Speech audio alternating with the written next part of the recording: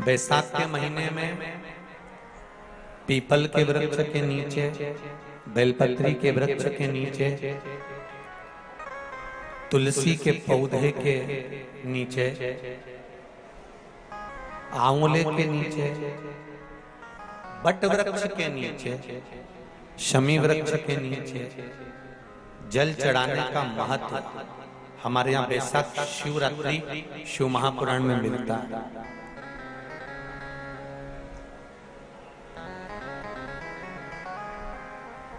और जल की महत्वता क्या है महाराज? जैसे देवराज ने भगवान शंकर के मंदिर में पहुंचकर मात्र कुछ देर की शिव महापुराण की कथा सुनकर बेलपत्री के वृक्ष के नीचे अपने प्राणों को त्यागा, तो शिव के ही धाम पर चला गया, शंकर के धाम। उसी तरह एक बड़ी सुंदर कथा थी। कुशकेतु नामक एक राजा हुए, जिनके घर में एक पुत्र हुआ जिसका नाम था हेमकांत। क्या नाम था? जम के बोलो जरा, हेमकांत। एक पुत्र हुआ जिसका नाम हेमकांत।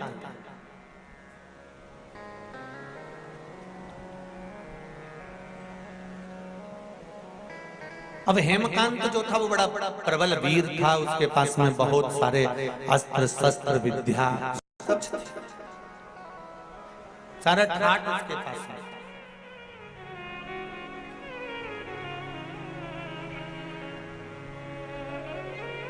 बैसाखी शिवरात्रि शिव महापुराण की कथा कर रही है। एक दिन हेमकांत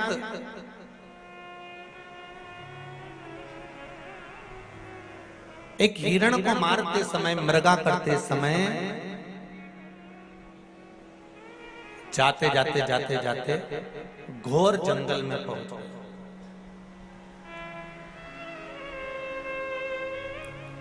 अब इतने भयंकर जंगल में वो पहुंचा, इतने भयंकर जंगल में पहुंचा कि वहां पर पहुंचने के बाद में उसने अपने दूतों से कहा कि मुझे प्यास लगी है, पानी पीना है और कुछ थोड़ी बहुत भोजन प्रसादी मिल जाए तो इससे बढ़कर और क्या।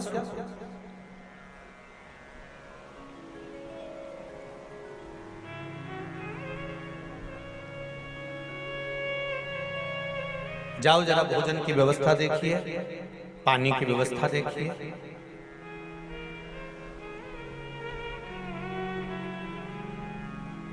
भोजन और पानी की व्यवस्था देखिए जरा, जाइए।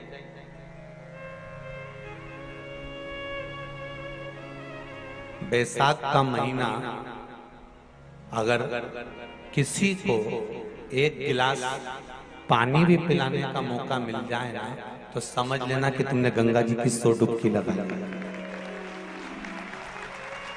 मैं बहुत बहुत धन्यवाद दूंगा। मेरे पास कोई लिस्ट वगैरह तो आई नहीं है कि कोई संस्था किस प्रकार की सेवा कर रही है, पर फेसबुक पर मैंने पढ़ा था, कोई हमारे आकाश जी और कुणाल जी मेरे को पढ़ा रहे थे, तो कहा गुरुदेव एक 24 ब्राह्मण समाज और एक दामोदर दर्जी समाज, इन दोनों ने अपने अपने भवनों को, स्कूलों को खुलवा दिया और जहां पर बाहर से आए हुए मेहमानों के लिए भोजन की, नाश्ते की और जाने और आने की व्यवस्था तक गाड़ी लगवाई। मैं धन्यवाद, बहुत बहुत साधु,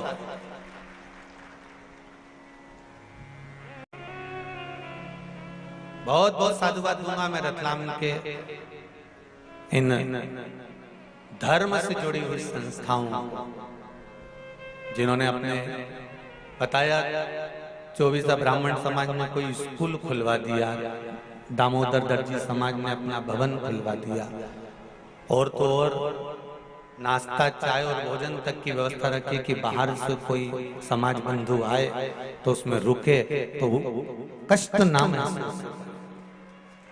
मैं कहूंगा बैसाख के महीने में अगर एक गिलास भी पानी आप दिल से अगर किसी को पिला रहे हो तो गंगा की 1000 डुबकी आप रोज लगा रहे हो। ये विचार मानकर चलिए, कोई कम नहीं है।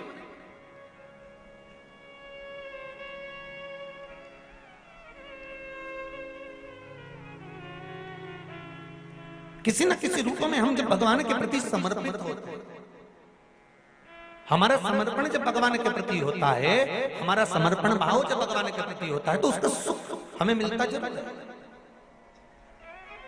और शंकर की कथा में शिव को केवल तुम्हारा निर्मल मन सो मोहि पावा मोहि छल छल कपट नाम।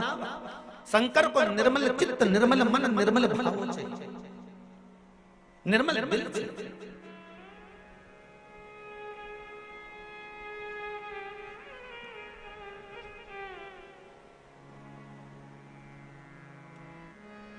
भगवान को तुम्हारा वैभव नहीं है, तुम दूसरे मंदिर में जाकर खूब अपना वैभव दिखाना चाहते।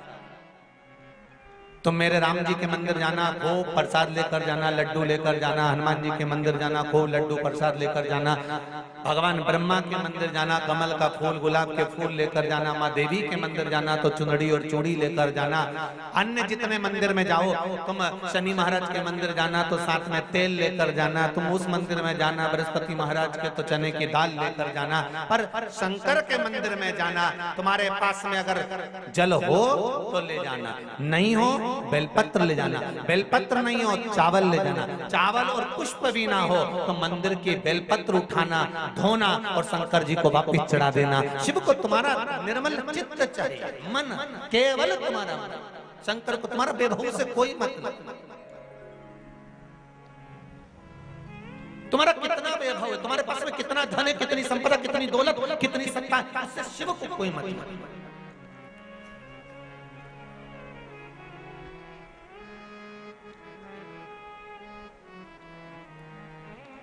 आपने भगवान को दिया क्या? भगवान को आपने समर्पित किया क्या? पशुपति व्रत जब माताएं करती हैं, भाई करते हैं, बच्चे करते हैं, और जब पशुपति व्रत के 5 दिए मंदिर में लगाने के बाद जब वो छठा दिया अपने दरवाजे पर, दरवाजे की ओर मुख कर कर बैठ कर सीधे हाथ की ओर जब वो दिए को लगाती हैं बेटियां, बहुएं, माताएं, भाई, पशुपति व्रत का जब वो छठा दिया मंदिर से लेकर आने पर, मंदिर के द्वार से लाकर अपने घर के द्वार पर जब वो जलाती है तो उसके मन का जो भाव होता है, जिस दिल से, जिस हृदय से, जिस चित्त से, जिस वृत्ति से वो भगवान से जो कहती है, भगवान पशुपति व्रत के अंतर्गत 5 ही व्रत में उसका मन का मुराद पूर्ण कर देते हैं, हृदय की बात पूर्ण कर देते हैं, क्योंकि दिल से कहा गया।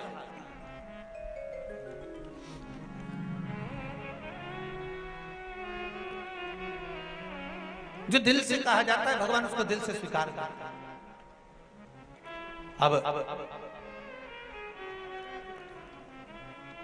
हेमकांत गए थे मृगा करने के लिए, और हेमकांत गए और जितने उनके साथ में गए थे वो सब देखने के लिए गए कि भोजन मिल जाए, पानी मिल जाए। कहीं गए और जाने के बाद उनको कहीं मिला नहीं कुछ भी, वापिस लौट कर आ गए। तो हेमकांत आगे जाते जाते जाते जाते उनको एक सुंदर आश्रम मिला,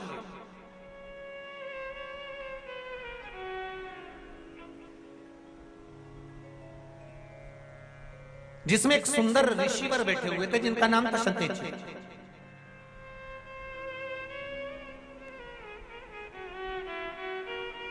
और जब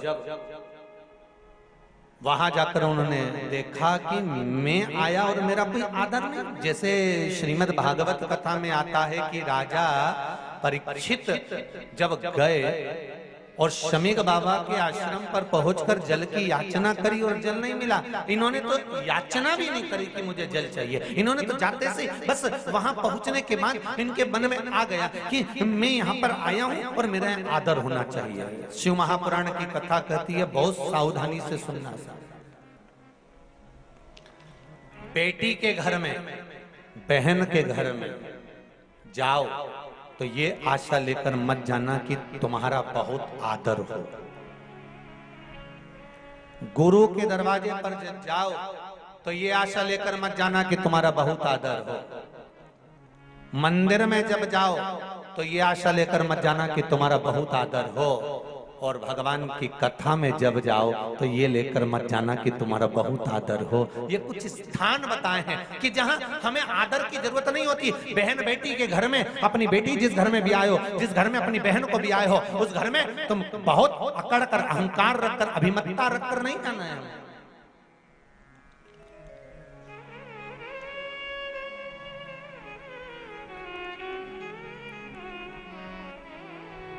बहुत अभिमान था भगवान कृष्ण की एक धर्मपत्नी माता सत्यभामा जी को, बहुत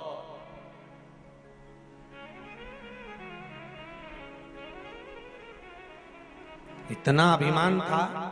एक दिन सत्यजीत की वो पुत्री सत्यभामा जी ने भगवान कृष्ण से कह दिया, कन्हैया स्वामी एक बात बताओ मुझे कि तुम बार बार द्रौपदी के यहाँ चले जाते हो, द्रौपदी से तुम्हारा संबंध क्या है? भगवान ने कहा वो मेरी बहन है। हो तो बहन के घर चले जाते हो तो कम से कम थोड़ा तो सोचना चाहिए। तुम्हारी बहन कभी भी, मैंने देखा है, कई बार मैंने विचार किया, आप कई बार हमारे साथ गए, पर कभी तुम्हारी बहन ने तुमसे इस तरह से व्यवहार नहीं करा कि तुम्हें कोई आदर होना चाहिए कि द्वारका का राजा आया है, द्वारिकाधीश आया है, और जिसके पास में द्वारका का राज्यपाठ है उसके पास कितना वैभव होगा, और वैभव अधिपति जब आता है तो उसके लिए तो वैभव जैसा ठाठ होना चाहिए। सुन लो रे रत्नाम वालों अच्छे से, तुम कितने भी वैभवपति हो, कितने भी धनपति हो, कितने भी करोड़पति हो, 7 दिन शिव महापुराण की कथा में जब आओ तो वैभव और सत्ता सब घर पर रख कर आना, यहां तो शंकर के गण बनकर आना। यहां अगर आना है आपको कथा श्रवण करने के लिए तो आप ये मानकर चलना कि मैं शिव का गण हूं, शंकर भगवान की कथा सुनने जा रहा हूं, शिव का अनुमोदन करने जा रहा हूं। क्या लाभ होगा उसका? उसका एक लाभ होगा, जब आपकी गाड़ी अगर 200 मीटर भी दूरी पर रुकती है, थोड़ी दूरी पर रुकती है, वहां से अगर पैदल चलकर आप यहां तक आ रहे हो तो ये विश्वास मानकर चलना, अगर शंकर के होकर चलोगे तो ना प्यास लगेगी, ना भूख लगेगी, ना धूप लगेगी, और सीधे कथा में पहुंच जाओ। अगर दिल से गए हो भगवान शिव की शरणागति में, भगवान की शरणागति में दिल से गए हो। ये 2 तरह की बात होती है। एक बहुत समझ में आ जाता है, जरा सा व्हाट्सएप पे बात करो, जरा सा फोन पे बात करो, जरा सा किसी से बात करो, और अगर दिल से कर रहे होगे ना तो बात करने का और मन करेगा। 2 मैसेज और कर देता हूँ, 4 मैसेज और कर देता हूँ, थोड़ा सा ये और भेज देता हूँ, थोड़ा सा और बात कर देता हूँ, थोड़ी और बात करता हूँ, अगर दिल से कर रहे होगे। और अगर जरा सा तुम्हारा दिल नहीं लगा और तुम्हारे काम पड़ा हुआ है और तुमने मैसेज करा, तो अगला मैसेज जो तुम्हारा होगा ना तो उतने में समझ जाओगे कि अभी ये बात करने के लायक नहीं है। अगर अभी करूं तो ठीक, तो तुम भी लिख के भेजे तो रात को बात करते हो तुरंत, हृदय नहीं है।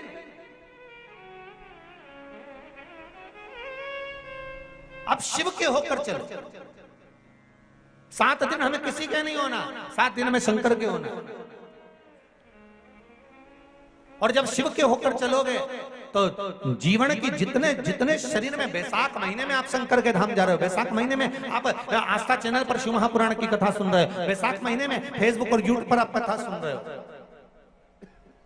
ये आपके भीतर होना चाहिए कि आप क्या प्राप्त करो। कथा थी 2 बजे से 5 बजे की, हमने भी हरिद्वार में बोल दिया था क्योंकि यहाँ का जो बैनर गया था उसमें 2 से 5 लिखा था। हम आस्था चैनल वालों से पूछ ही नहीं पाए, कथा थी 1 बजे से 4 बजे की।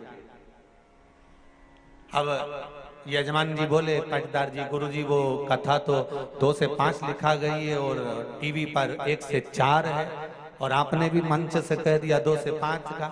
हमने कहा कोई बात नहीं, बैसाख महीने की कथा है, बैसाख का प्रारंभ त्रेता से हुआ था, तो कलयुग से त्रेता में खसक गए, 2 बजे से 1 बजे में खसक गए तो तकलीफ क्या है?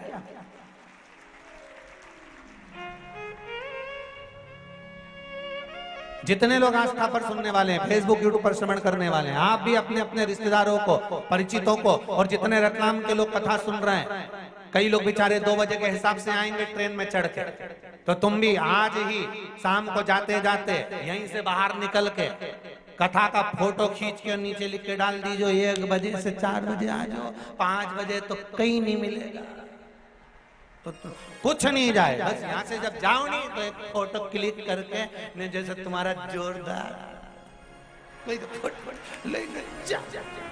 लिख दो कि जितना भी आओ। कितने बजे? अरे बोलो तो। हाँ,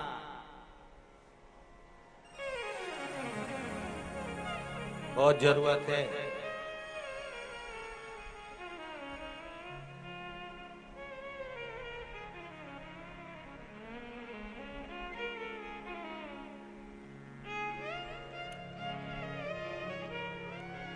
बहुत सब भेज देना।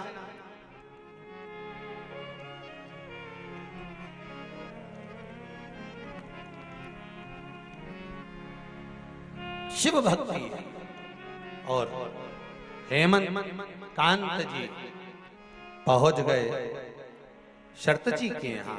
शरत जी ऋषि तप में लीन थे, ध्यान नहीं गया, इन्हें याचना नहीं। राजा परीक्षित ने तो याचना करी थी कि मुझको जल पिला दीजिए, मुझको प्यास लगी है, पानी लाओ। शमीक ऋषि के आगे कह रहा है।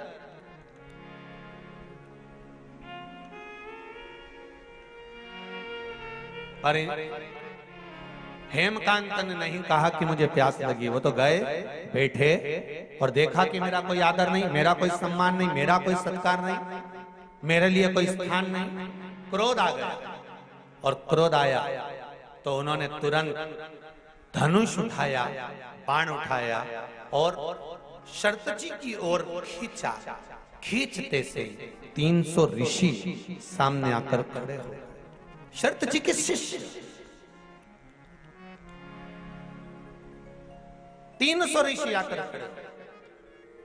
आप हो, हम हो, दुनिया में रहने वाला मनुष्य अगर कोई बेकार काम करने जाता है, कोई गलत काम करने जाता है, तो भगवान कुछ गलत होने वाला होता है, भगवान थोड़ा ना थोड़ा लाइट जला ही देता है।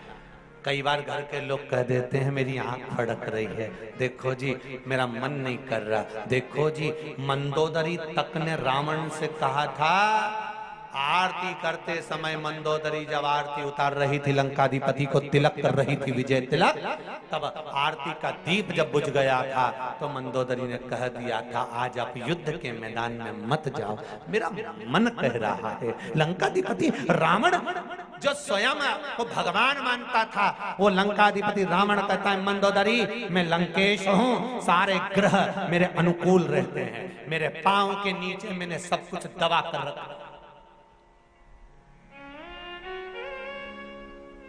सारे ग्रह मेरे अनुकूल हैं, सब मेरे अनुसार चलते हैं, और तू घबरा रही है।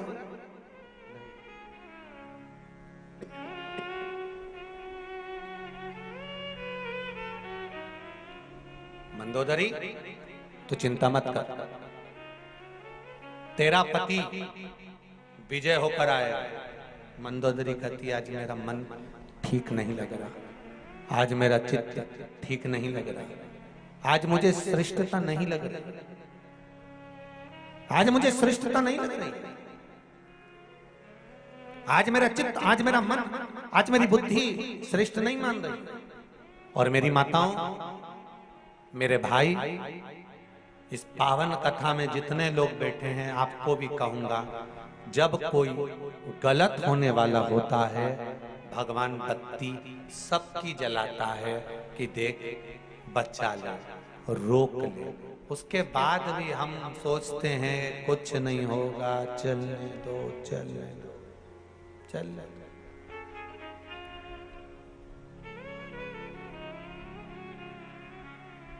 चित्त रमा, ऋषियों ने रोक दिया। ऋषियों ने कहा आप आगे ना सुनो राजन, आप कुश केतु के पुत्र हैं, वो कुश केतु जिसने अपने जीवन में समर्पण किया, दान करा, पुण्य करा, सत्कर्म करा, भजन करा, कीर्तन करा, मंत्र जाप करा, नाम स्मरण करा,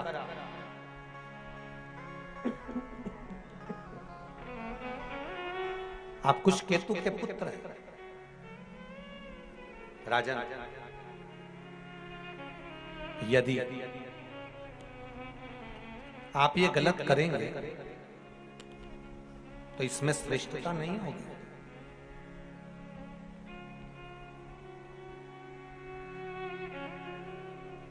राजन, मैं तो केवल आपसे इतना कह सकता हूं कि ये जो धनुष पर आपने बाण चढ़ाया है,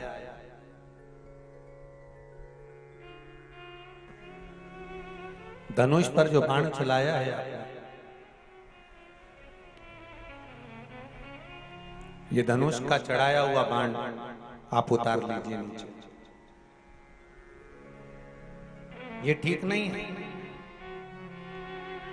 ये श्रेष्ठ नहीं है। सामने जो तप करने बैठे हैं ये जानते नहीं आपको कि आप आए हो।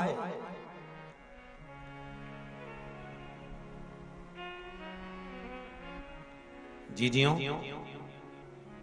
आप लोग इधर मुख कर बैठे हो, कथा सुन रहे हो, पीछे क्या हो रहा है आपको मालूम है क्या? कुछ नहीं, क्योंकि आपका ध्यान कथा में।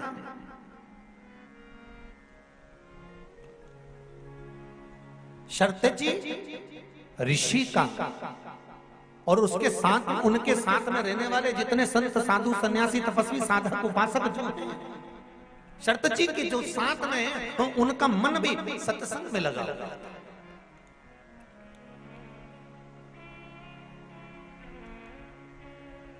उनका मन कहीं दूसरी जगह नहीं लगा है, सत्संग में लगा हुआ है।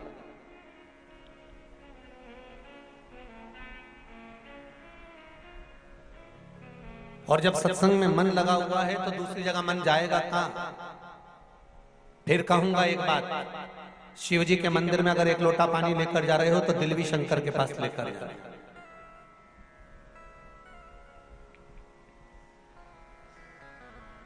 शिव जी के पास अगर एक लोटा जल लेकर जा रहे हो तो दिल की बात भी शंकर तक लेकर जा रहे हो।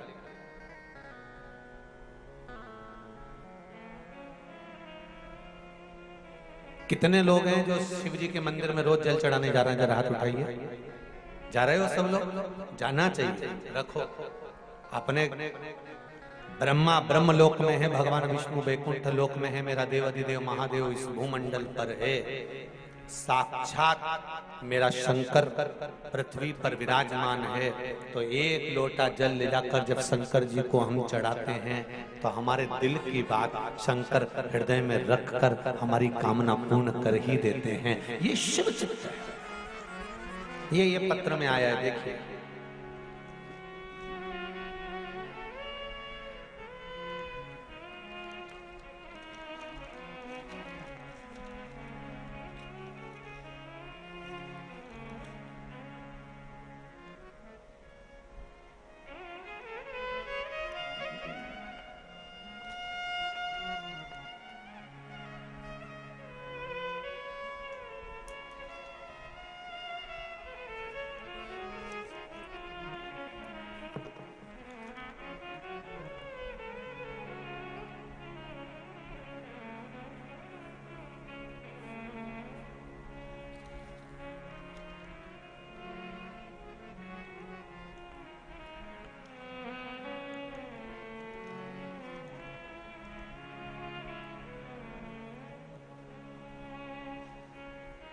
शायद पत्र में नाम नहीं लिखा है।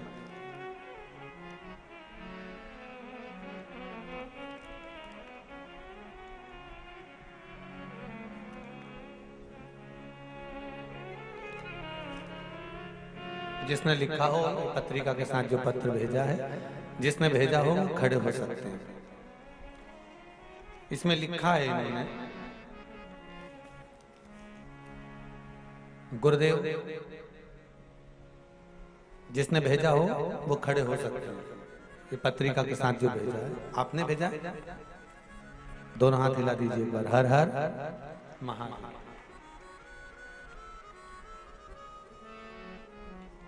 गुरुदेव, पशुपति व्रत आंकड़े की जड़ का महत्व, बच्चे होने के लिए प्रदोष समय में मूंग दाल, बेलपत्र, शमी पत्र, गुड़ का प्रयोग, इन सब उपायों का महत्व क्या है ये मैं अच्छी तरह से जानती हूँ। ये पत्र लिखा हुआ।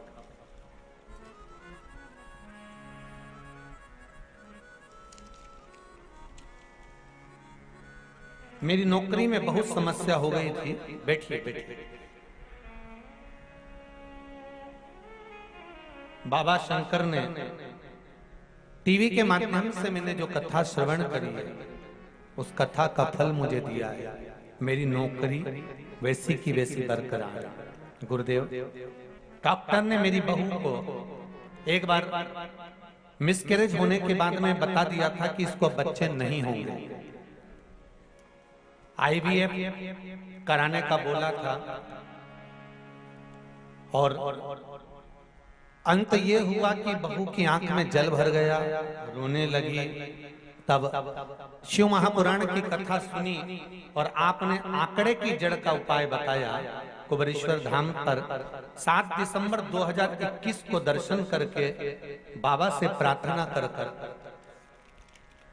सीहोर से आए और गुरुदेव अभी अप्रैल 2022 में बिना IVF के मेरी बहू के 3 महीना चल रहा है। ये शिव की कृपा। ये पत्र में लिखा, ये 3रा महीना चल रहा है। डॉक्टर भी आश्चर्य में हैं कि रिपोर्ट इतनी खराब थी तो ये कैसे हो गया। और फिर कहूंगा, अकाल मृत्यु वो मरे जो काम करे चंडाल का, काल उसका क्या बिगाड़े जो भक्त हो महा काल का। ये शिव की कृपा से प्राप्त हुआ। गुरुदेव, एक मेरा प्रॉपर्टी का केस 2016 से चल रहा था। बाबा की कृपा कैसी हुई कि वह केस भी बाबा ने खत्म कर दिया। ऐसे कई कई कई उपाय से जीवन में सुख पाया है। गुरुदेव, बहुत बहुत साधुवाद। बाबूजी आपने जो पत्र भेजा है उसके लिए बहुत बहुत धन्यवाद। हर हर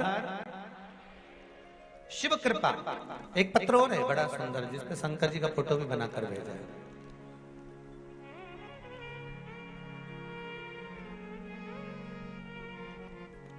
घनश्याम जी शास्त्री, STTC झालोद, जिला हाथोद,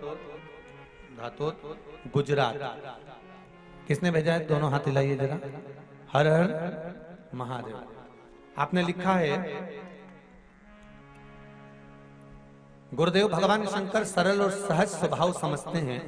शिव जी खरगोन की कथा से डायरेक्ट कथा सुन रहे हैं। रतलाम की शिव महापुराण कथा में आए हैं। बाबा के प्रयोग करें जिससे पशुपति व्रत करना चालू किया। दूसरे सोमवार को बाबा से जो मांगा था वो प्राप्त हुआ।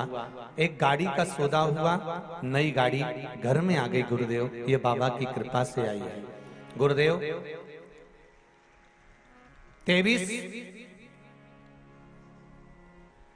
फरवरी से बाबा का रुद्राक्ष जल बेलपत्री प्रयोग से अब मैंने BP की गोली 23 फरवरी से लेना बंद कर दी है और मेरा BP भी नॉर्मल चल रहा है। जैसा होना चाहिए वैसा ही चल रहा है। ये शिव कृपा। बैठिए। हर हर महादेव। शंकर की करुणा ही ऐसे। आप दिल से, चित्त से, वृत्ति से, मन से भगवान शंकर को अगर रिझा रहे हो तो शिव करुणा करेगा ही, शिव की दया होगी ही। ये निश्चित है कि तेरा ही दिया मैंने खाया पिया है, तेरा शुक्रिया है, तेरा शुक्रिया है। मुझे भोले बाबा ने बहुत दे दिया है, तेरा शुक्रिया है, तेरा शुक्रिया है। ये जायदाद दी है, औलाद दी है, ये जायदाद दी है, औलाद दी है। मुसीबत में हर वक्त इमदाद दी है, मुसीबत में हर वक्त इमदाद दी है। तेरा ही दिया बाबा खाया पिया है, तेरा ही दिया बाबा खाया पिया है, तेरा शुक्रिया है, तेरा शुक्रिया है। मुझे भोले बाबा बहुत दे दिया है, तेरा शुक्रिया है, तेरा शुक्रिया। शिव कृपा से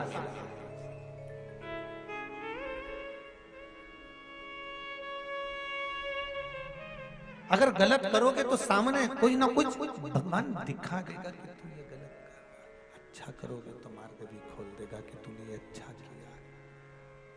सामने भगवान प्रकट कर देता है कि ये अच्छा हो रहा है, कि ये बुरा हो रहा है, कि गलत हो रहा है, कि ये सही हो रहा है। सम्मुख में आ जाता है तुम्हारा करा हुआ सारा कर्म,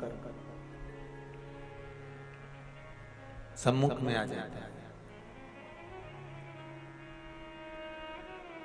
ऋषि सामने आकर खड़े हो गए। उन ऋषियों ने कहा कि तुम ये गलत कर रहे हो। सामने जो शर्तेची ऋषि बैठे हैं उन पर जो तुमने बाण चला रहे हो ये अच्छा नहीं है, ये श्रेष्ठ नहीं है।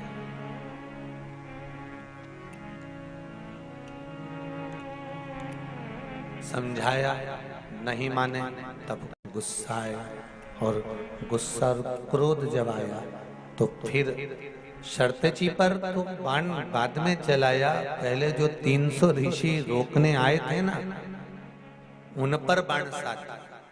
और एक बात अपनी जिंदगी में उतार कर रखी है, जब आप किसी को सतमार्ग बताएंगे, अच्छा मार्ग बताएंगे, सतमार्ग की ओर लेकर जाएंगे, अच्छे मार्ग की ओर लेकर जाएंगे, सतमार्ग की ओर अग्रण्य बढ़ेंगे और कहेंगे कि ये गलत है और ये सही है, जब आप बताना चालू करेंगे तो हो सकता है दुनिया की निगाह में आप गलत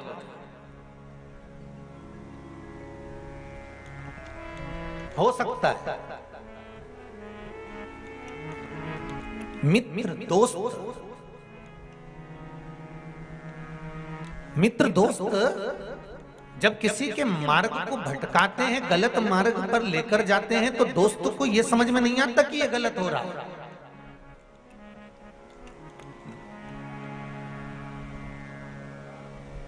और माँ बाप,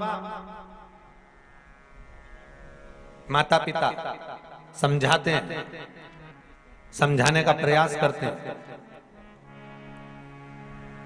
माता पिता उसको बचाने का प्रयास करते हैं, तो बच्चे की निगाह में, बहुओं की निगाह में, बेटियों की निगाह में, बहुओं की निगाहों में, नवयुवक जो पीढ़ी है इसकी निगाह में लगता है कि मेरे माँ बाप मेरा ही बुरा चाह रहा है, पर वो बचाने का प्रयास करते हैं,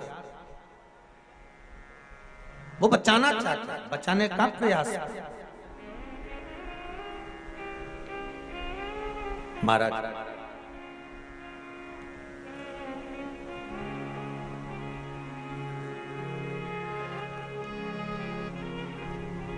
शिव महापुराण की कथा कहती है, दुख आएगा तो अटक जाओगे और जैसे ही सुख आया तो भटक जाओगे। ये निश्चित है, ये बिल्कुल पक्का है।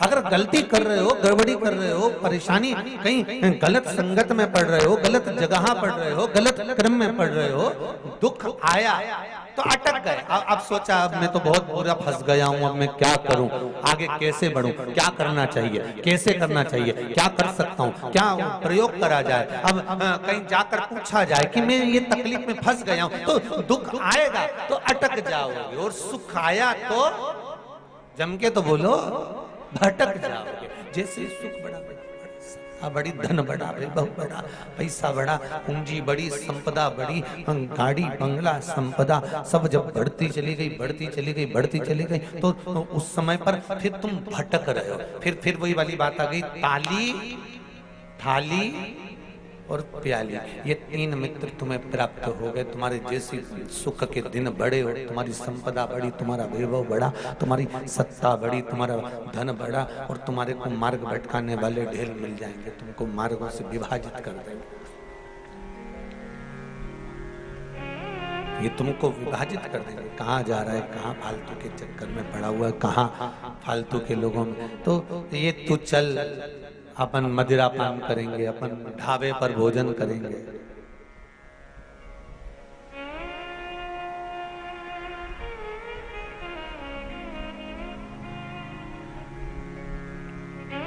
चल, अपन होटल पर भोजन करेंगे। ये सब मार्ग विभाजित कर देते हैं, फिर इसमें कोई मार्ग की परिभाषा नहीं होती।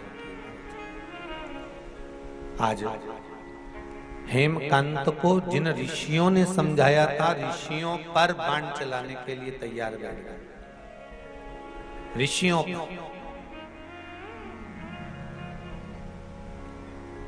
बैसाख के महीने में पीला चंदन को घिसकर थोड़ा सा उसमें गुलाब की पत्ती का रस डाला या गुलाब का इत्र डाला या गुलाब जल डाला, घिसने के बाद वही चंदन बेलपत्री के वृक्ष के नीचे त्रिपुंड लगाने पर, उसी त्रिपुंड की उंगलियां शंकर भगवान की शिवलिंग पर लगाने, उसी उंगलियों को लाकर जो दमे का मरीज होता है, जिसको थोड़ा चलने पर सांस फूल जाती हो, दम भर जाता हो, श्वास बहुत ऊंची नीची होती हो, दम भरा रहा हो, दम ऊपर नीचे हो रहा हो, तो उसके हृदय पक्ष स्थल पर लगा देने पर और एक कंठ के भाग में लगा देने पर, महाराज यही बैसाख के महीने में कर देने पर उसको फिर धीरे धीरे दम भरना बंद हो जाती है, श्वास का मरीज धीरे धीरे ठीक होने लगता है। ये दम के मरीज के लिए शंभु के मरीज के लिए करना बैसाख के महीने में ही पड़ेगा और कभी नहीं कर सकते।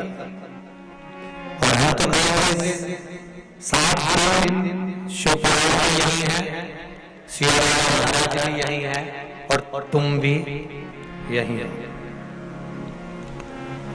करने में क्या जाता है, रुकेगे जब तुम पैदल चलोगे तो दम बाहर आ रही कि नहीं बाहर, तो तुम कम से कम दूसरे दिन पत्र में लिखकर तो भेज दोगे, गुरुजी हमने तुमने की थी, हमने दूसरे दिन ही कर लिया। और दूसरे दिन और फिर आया में अब भरे कि नहीं भरे, या तो दम रहेगी या फिर दमादम रहेगा, या तो दम रह जाए या फिर मेरा शिव रह जाए, मेरा शंकर, मेरा मुक्ति, मेरा शंभु रह जाए। तो आप जब करोगे स्वयं स्वतः के लिए तो वो सुख आएगा। महाराज हेमकांत जी को समझाने वाले जो ऋषि थे 300, उन पर क्रोध कर दिया।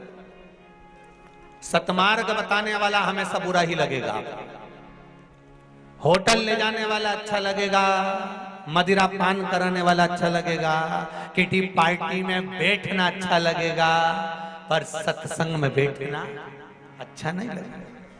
जो तुम्हें ज्ञान का उपदेश दे, जो तुम्हें समझाए, जो तुम्हारे मार्ग को प्रशस्त करे, सुंदर मार्ग की ओर लेकर जाए, वो तुमको अच्छा नहीं लगेगा।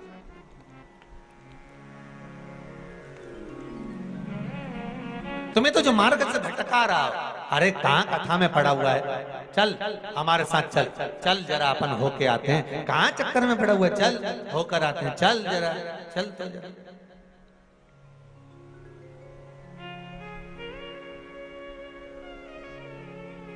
सुख क्यों ना मिले, आनंद क्यों ना,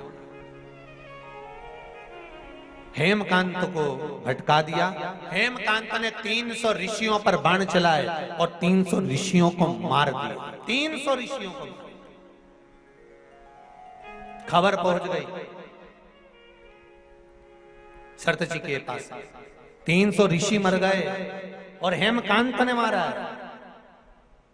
और कुश केतु का पुत्र जो साधारण नहीं है, कुश केतु, उनके दानी पिता, पुण्यवान पिता, सतकर्मी, भजनावली, कीर्तनी, स्मरण करने वाले, नाम जाप करने वाले, मंत्र जाप करने वाले, ऐसे पिता का पुत्र इस ऐसे बेटे हेमकांत ने जो मारा, ये श्रेष्ठ नहीं। 300 ऋषि मारे गए। हेमकांत घर पर आया, मालूम पड़ा। अब देखिए जरा, तो किसी ने इस कथा को सुना तो पूछा कि गुरुजी ये बताओ, क्या सरतजी ऋषि ने कुछ नहीं बोला? उस हेमकांत को कुछ श्राप नहीं दिया? क्या उस हेमकांत को अपशब्द नहीं कहा? क्या उस हेमकांत को आड़ा टेढ़ा नहीं बोला? हरिद्वार की कथा में एक बात कही थी, एक व्यक्ति साइकिल से जा रहा था, सामने से कार आ रही थी, कार और साइकिल का एक्सीडेंट हो गया। एक्सीडेंट हुआ तो कार वाला व्यक्ति नीचे उतरा, साइकिल वाले से अपशब्द कहने लगा, तू देख कर नहीं चल सकता, तुझे दिखता नहीं है, तू अंधा हो गया है, तेरी आंखें नहीं है क्या? और वो साइकिल वाले पर चिल्लाया। साइकिल वाला एक साइड हो गया। उस साइकिल पर उसकी पत्नी भी बैठी हुई थी। पत्नी ने कहा, तुम चुप रहते, ये अच्छी बात नहीं है, तुम्हें कुछ जवाब तो देना था, तुम्हें कुछ कहना तो था, तुम्हें आड़ा टेढ़ा तो बोलना था। वो इतनी बड़ी बड़ी बात कर रहा था, तुमको अपशब्द कर रहा था, गलती उसकी थी, सब कुछ गलती उसकी थी, और तुम साइकिल पर अपन दोनों जा रहे, कम से कम कुछ बोलना तो था। इतने में पति बोला, तू चुप रहे, अपन को बोलकर क्या करना, क्या करना बोलकर?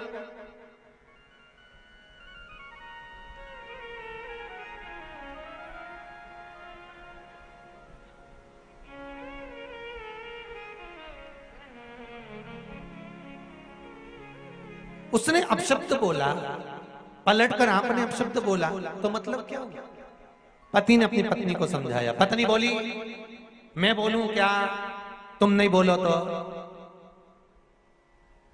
पति बोला, तेरे हाथ जोड़ूं, मत, बिल्कुल मत।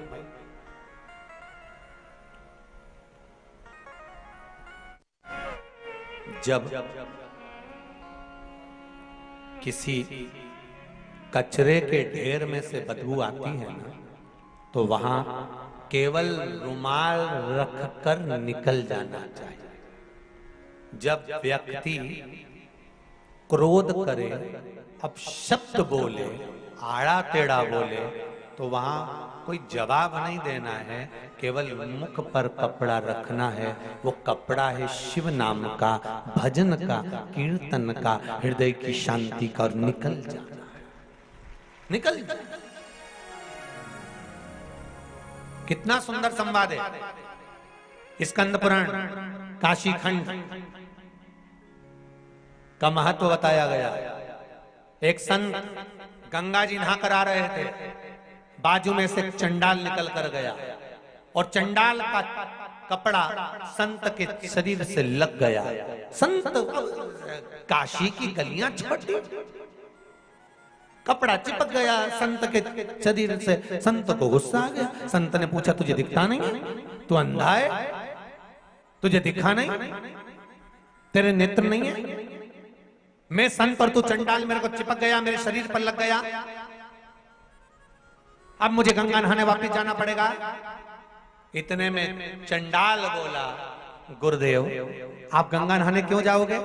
तुझे मालूम नहीं है, तू मेरे शरीर से लग गया, तेरा कपड़ा मेरे शरीर से चिपक गया है, इसलिए मैं संत हूं, मुझे गंगा नहाने वापस जाना पड़ेगा। तो उसी समय पर वो चंडाल बोला, गंगा आपसे ज्यादा मुझे नहाना पड़ेगा।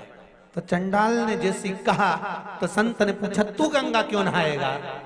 चंडाल ने कहा, मैंने एक संत के मुख से सुना था, जिसको क्रोध आता है वो महाचंडाल हो जाता है, इसलिए गंगा नहाने की जरूरत अब मुझे है, अब मुझे जरूरत है।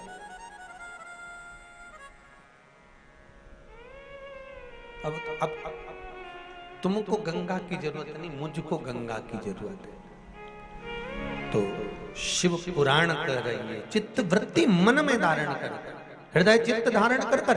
300 ऋषि जो मारे गए, तो शरतची ऋषि ने कुछ बोला नहीं, क्यों? क्योंकि इससे क्या बोलना साहब, क्या क्या बोलना, बस मौन हो जाओ, चुप हो जाओ और अपनी भक्ति में लग जाओ, भजन में लग जाओ, स्मरण में लग जाओ, बहुत होता है।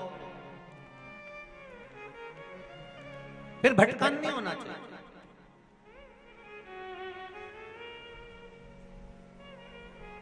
भटकने वाला भटकेगा, अपशब्द कहने वाला अपशब्द कहेगा, ताने देने वाला ताने देगा, गाली देने वाला गाली देगा। आप शांत हो जाइए और भजन चित्त में लग जाओ, स्मरण में लग जाओ, फिर भाग्य की गति पर छोड़ दीजिए। कर्म का भोग तो मनुष्य को इसी भूमंडल पर भोगना है, आज नहीं तो कल भोगना ही पड़ेगा। बस आप जपो श्री शिवाय नमस्तुभ्यम। आप जप दे, गला पकड़ रहा है बाबू, श्री शिवाय नमस्तुभ्यम, जब भी है उसको श्री शिवाय नमस्तुभ्यम, श्री शिवाय नमस्तुभ्यम, श्री शिवाय नमस्तुभ्यम, श्री शिवाय नमस्तुभ्यम। मंत्र जाप में चित्त स्मरण में लगा। अब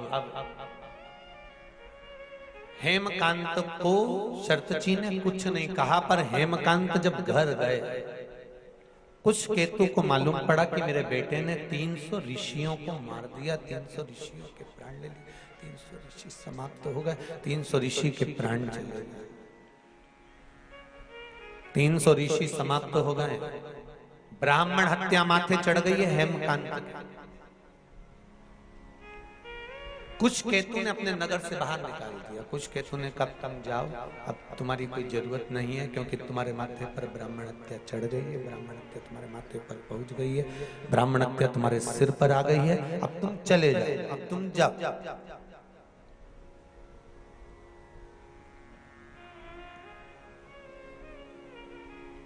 एक बात कहें रतलाम वालों, जरा अच्छे से सुनना। बेटा अगर गलत मार्ग पर जा रहा है, बेटी अगर गलत मार्ग पर जा रही है, बच्चे अगर गलत मार्ग पर जा रहे हैं, घर का कोई सदस्य कहीं मदिरापान में, कहीं वेश्यावृत्ति में, कहीं जुए में, कहीं मांसाहार में, कहीं डब्बा में, कहीं आदि आदि गलत मार्ग पर पड़ रहा है, जुआ खेलने बैठा है, पत्ते खेलने बैठा है, कुछ गलत काम करने बैठ रहा है, और तुमको थोड़ी सी भी भनक लग जाए, थोड़ी सी भी भनक लग जाए कि ये व्यक्ति गलत मार्ग पर जा रहा है, समझना। और समझना क्या, प्रयास करना उसको सत्संग तक ले जाना, उसको कहीं कथा तक, सत्संग तक, मंदिर तक, देवालय तक, शंकर के दरवाजे तक लेकर जाने का प्रयास करें। गलत मार्ग पर चलने वाला व्यक्ति अगर शंकर भगवान पर एक लोटा जल, मात्र थोड़ा सा इत्र डालकर, कोई भी इत्र जो तुम्हारे पास में हो वो डालकर, अगर इत्र भी ना मिले तो किसी फूल की पंखड़ी को डालकर शिव को समर्पित करने लगता है, महीना भर लगता है, उसका मार्ग विभाजन हो जाता है, गलत मार्ग से सत मार्ग की ओर चले जाते हैं। आप उसको शिव भक्ति में लगा दो, आप उसको शंकर की भक्ति में लगा दो, आप उसको शिव स्मरण में लगा दो, आप उसको शिव भक्ति की ओर लेकर चले जाए। जितने प्रयोग बताए जाते हैं, जितने यहाँ से उपाय बताए जाते हैं, ये उपाय, ये प्रयोग, ये सारे जो प्रयोग हैं, उपाय हैं, ये ध्यान देना, ये दूसरों से कराने के नहीं, अपन को खुद को करना पड़ते हैं। जो गलत मार्ग पर चल रहा है तो वो खुद करे। कई कई माताएं पूछती है, गुरुजी महाराज छोरा तो कहीं नहीं करेगा, तो मैं कर लूं कहीं?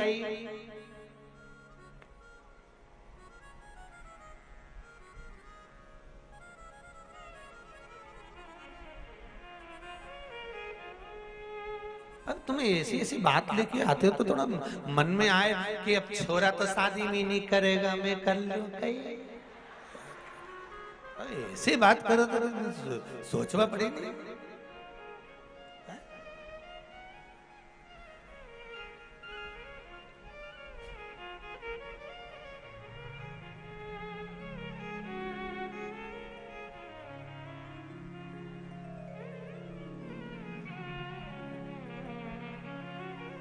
तुम खाओगे तुम्हारा पेट भराएगा, वो खाएगा, अरे बोलो तो, उसका पेट भराएगा। पेट जिसका दुख है गोली भी उसी को खाना है। कष्ट जिसको हो केवल आप बता दो कि ये गलत है, ये सही है, ये ऐसा है, ये वैसा है, फिर आगे उसको निभाना। और बहुत ध्यान से सुनना जी। बेटा बेटी जब तक कुंवारी है, माँ और बाप जो करते हैं बच्चों के लिए वो उसको मिलता है। बहुत ध्यान देना। बेटा और बेटी का जब विवाह हो जाता है, दूसरे गोत्र की लड़की जब तुम्हारे गोत्र में आ जाती है, तुम्हारे बेटे से संबंध हो जाता है, या तुम्हारी बेटी दूसरे गोत्र में चली जाती है, तब माता पिता अपने बेटों के लिए, अपनी बहू के लिए या अपनी बेटी के लिए, अपने दामाद के लिए कुछ करते हैं, वो श्रेष्ठता नहीं बनती। हाँ, हाथ लगवा कर, जैसे आप जल चढ़ाने जा रहे हो और बहू के लिए चढ़ा रहे हो या पति के लिए या बेटे के लिए चढ़ा रहे हो, पति के लिए तो चल जाएगा, पर बेटे के लिए चढ़ा रहे हो तो बेटे का हाथ का स्पर्श होना जरूरी है।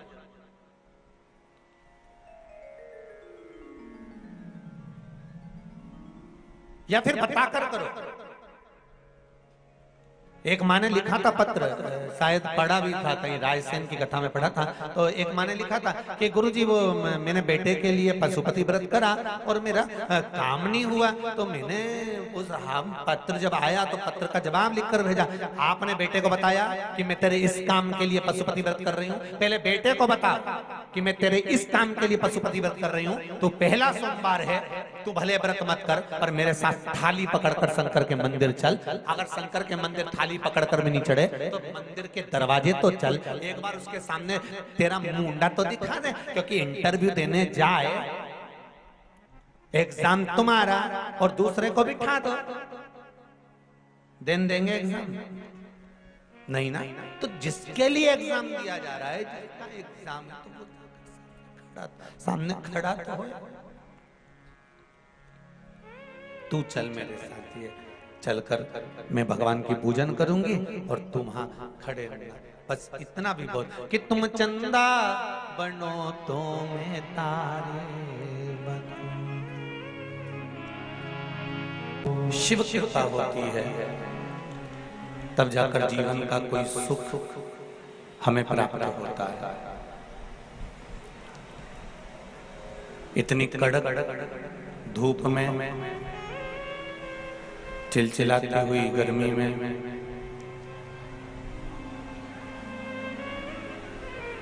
और इतनी भरचक गर्मी में भी आप लोग इतनी संख्या में पहुंचे हो कि समिति ने और यजमान परिवार ने 3 टेंट बड़े बड़े लगाए थे, आपने पहले दिन भर दिए।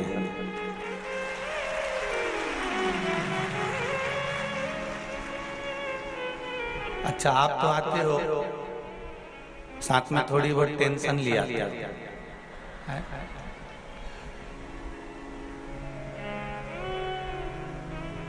और शिव की कृपा ही ऐसी है।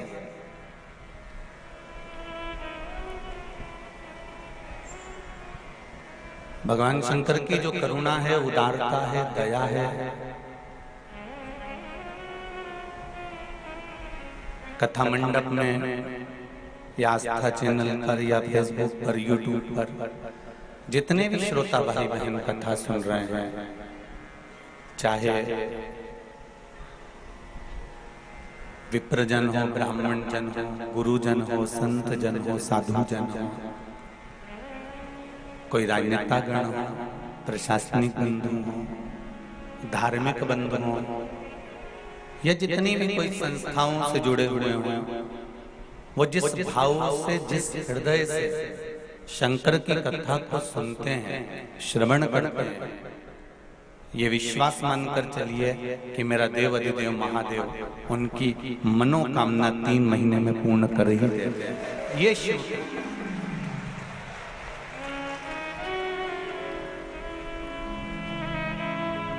ब्रह्मा ब्रह्मलोक में रहते हैं, भगवान विष्णु वैकुंठ में रहते हैं, पर मृत्यु लोक का अगर कोई देव है तो वो देवाधिदेव महादेव है।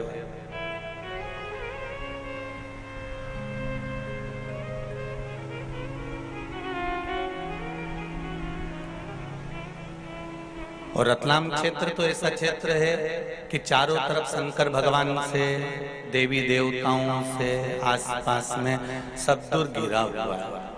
तुमसे अगर कोई पूछे कि तुम्हारा पड़ोसी कौन है तो कह दोगे हमारा सांवरिया सेठ।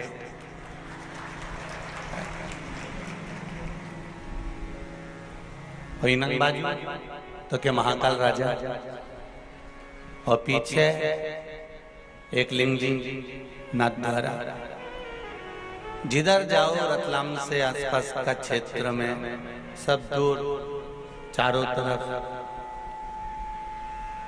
भगवान सर्वस्व विराजमान।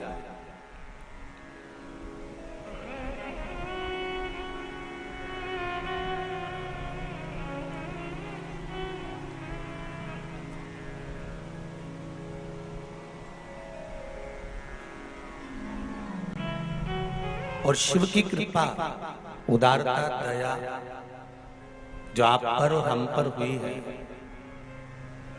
कि आप और हम बैसाख के महीने में, बैसाख शिवरात्रि शिव महापुराण की कथा श्रवण करने के लिए विराजमान है।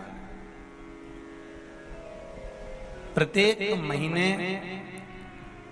मासिक शिवरात्रि आती है, प्रत्येक महीने में शिवरात्रि आती है। और वो शिवरात्रि महीने में एक बार इसलिए आती है कि तुम अगर प्रतिदिन भगवान शंकर की आराधना नहीं कर सकते, प्रतिदिन अगर एक लोटा जल शिव को नहीं समर्पित कर सकते, शंकर को एक चावल का दाना भी अगर आप समर्पित नहीं कर सकते, एक बेलपत्र भी अगर मेरे ओघड़दानी भगवान शंकर को नहीं दे सकते, तो एक काम करो कि महीने में एक बार शंकर के मंदिर के सामने से भी निकल कर चले जाओगे तो तुम्हारा कल्याण हो ही जाएगा। इतना भी बहुत। अरे भाई, देवराज नाम का ब्राह्मण, शिव महापुराण की कथा में आती है कि देवराज नाम का ब्राह्मण जो चोरी करता था, छल करता था, कपट करता था, बेईमानी करता था, प्रपंच करता था, झूठ बोलता था, ऐसा दुनिया का कौन सा गलत काम नहीं जिसको देवराज ने नहीं किया।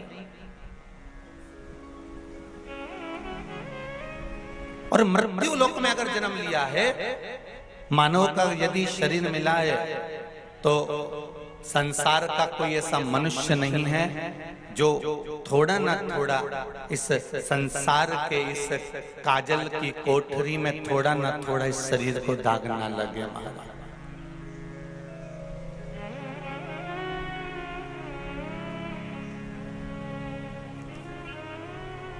मालवा के संत श्री नागर जी महाराज एक बात बहुत सुंदर कही। या संसार कोयला को टुकड़ो, दाग लगे दामन में, नर तू क्यों पड़ता उलझन में, क्यों पड़ता उलझन में, नर तू क्यों पड़ता उलझन में। ये संपूर्ण संसार भूमंडल, संसार सागर में ऐसा कोई नहीं जन्मा जिसको कुछ कोयले का कालो छूना लगा।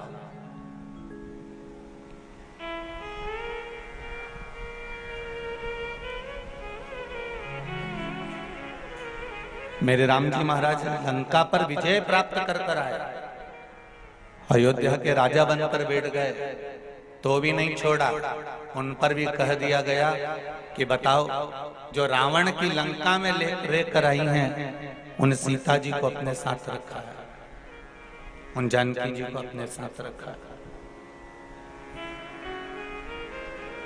भगवान कृष्ण जिनके घर में राजसी ठाठ है, दौलत है, संपदा है, धन है, वैभव है, सत्ता है, सब कुछ है, तो भी कह दिया कि इन्होंने मणि की चोरी करी है, ये चोर है। माखन तक तो ठीक था कि माखन चुराया था, पर अब तो कह दिया गया कि इन्होंने मणि चुराई।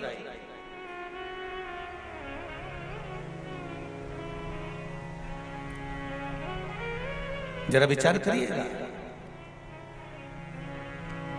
जब दुनिया के लोग परमात्मा को नहीं छोड़ते तो आप और हमको छोड़ेंगे। पर शिव महापुराण की कथा एक बात बहुत अच्छी कहती है कि क्या किसको रोइए चादर तान के सोइए, आग लगे बस्ती में अपन रहो मस्ती में। अपने को अपना सुख खत्म नहीं करना दूसरे के चक्कर में। जरा सी देर में हमारी देवरानी का मुंह खुल गया, हमारी जेठानी का मुंह खुल गया, मेरी सास मुझसे नहीं बोल रही, मेरा भाई मुझसे नहीं बोल रहा, मेरा कुटुंब वाला मुझसे नहीं बोल रहा, वो मुझसे बात नहीं कर रहा, वो ऐसा बोल रहा है, वो वैसा बोल रहा है। हम किस किस के लिए रोएंगे साहब?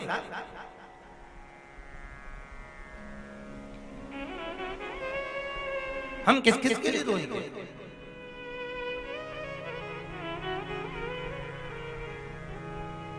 इसलिए रतलाम के लोग जब भी किसी के यहाँ जाते हैं, रतलाम का आदमी कहीं पर भी जाएगा तो झोला में सेव लेकर जाएगा।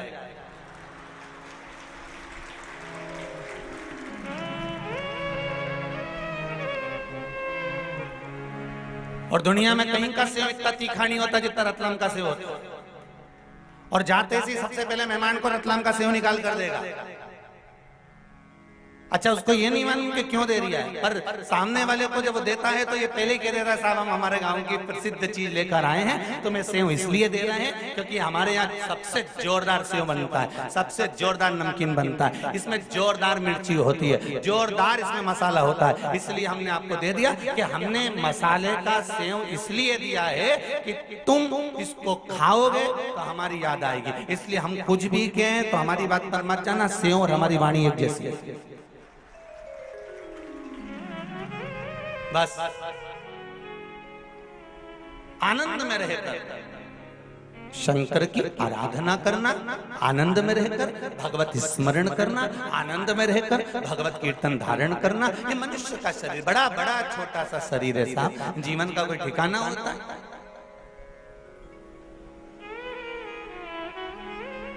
गेहूं के खेत में से एक दिन गेहूं कट जाता है, चना के खेत में से एक दिन चना कट जाता है, लहसुन के खेत में से लहसुन उखड़ जाता है, प्याज के खेत में से प्याज उखड़ जाता है, मूंगफली के खेत में से मूंगफली उखड़ जाती है, मक्का के खेत में से मक्का कट जाती है, ज्वार के खेत में से ज्वार कट जाती है, बाजरा के खेत में से बाजरा कट जाती है। उसी तरह संसार के खेत में से मनुष्य कब कट कर निकल जाए इसका कोई ठिकाना नहीं। ये मानव का कोई ठिकाना नहीं है कब निकल कर जाना।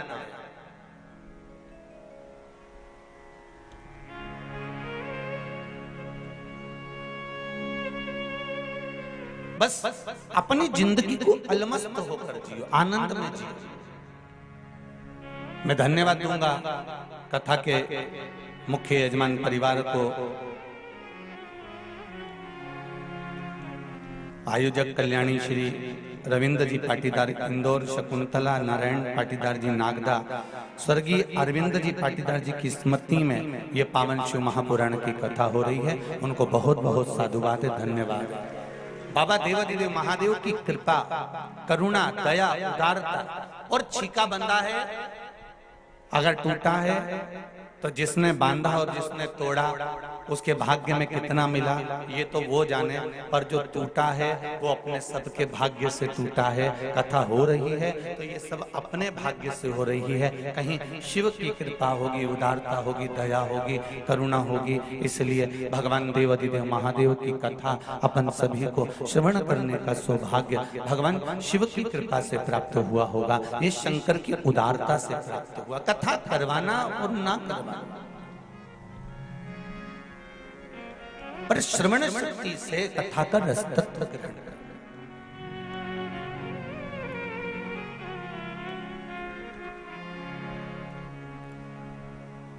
केवल कथा को सुना, यहां से सुनकर यहां से निकाल दिया, बचा कुछ था, कपड़ों में से झटकार दिया, वहां तक कथा को मत रखना। 7 दिन की कथा है।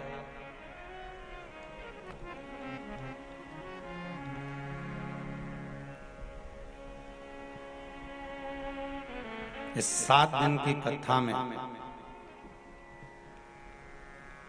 जो आपको अच्छा लगे वो जिंदगी में थोड़ा सा उतार लेना।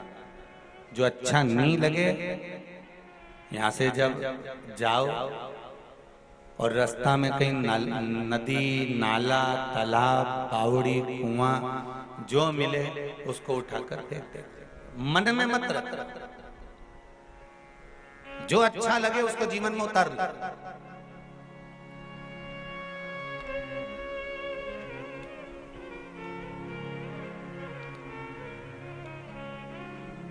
कितनी सुंदर बात कही है।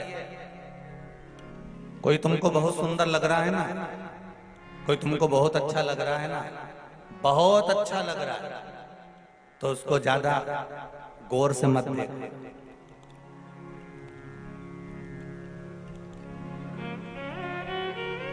जो तुमको बहुत अच्छा लग रहा हो, बहुत सुंदर लग रहा हो, शिव महापुराण की कथा कहती है उसको ज्यादा गौर से मत देखना। क्यों? क्योंकि ज्यादा गौर से देखोगे तो उसमें कुछ ना कुछ बुराई ढूंढ लोगे, ये पक्का है। और एक बात शिव महापुराण की कथा कहती है, कोई बुरा व्यक्ति है ना, बहुत बुरा है, बहुत गंदा है, बहुत बेकार है, बहुत बेकार है, तो उसको गौर से जरूर देखना, टकटकी लगाकर जरूर देखना। क्यों? उसमें से तुम कुछ अच्छा ही ढूंढी लोगे, ये पक्का है। ये शिव पुराण है। अच्छे को ज्यादा गौर से नहीं देखना, क्योंकि उसमें हमें कुछ बुराई दिख जाएगी, इसने तो हमारे साथ ऐसा कर दिया था, भले अच्छा दिख रहा है, सुंदर दिखे सब कुछ। कई माताएं कह देती है हमारी बहू सब बढ़िया है, एकदम जोरदार, सब काम करे, सब पूरा घर संभाल ले, जो क्यों नहीं गुरुजी तुरंत खरीद दे, वो तो 1 मिनट में। तुमको इतनी जोरदार बहू मिली, फिर काय का दुख है? बस सब काम जोरदार है उसका, परंतु ये इका मुंडा घना चले तो घना परेशान हो गया। सब काम जोरदार करे भाई, इकी ये जीवान है नी, ये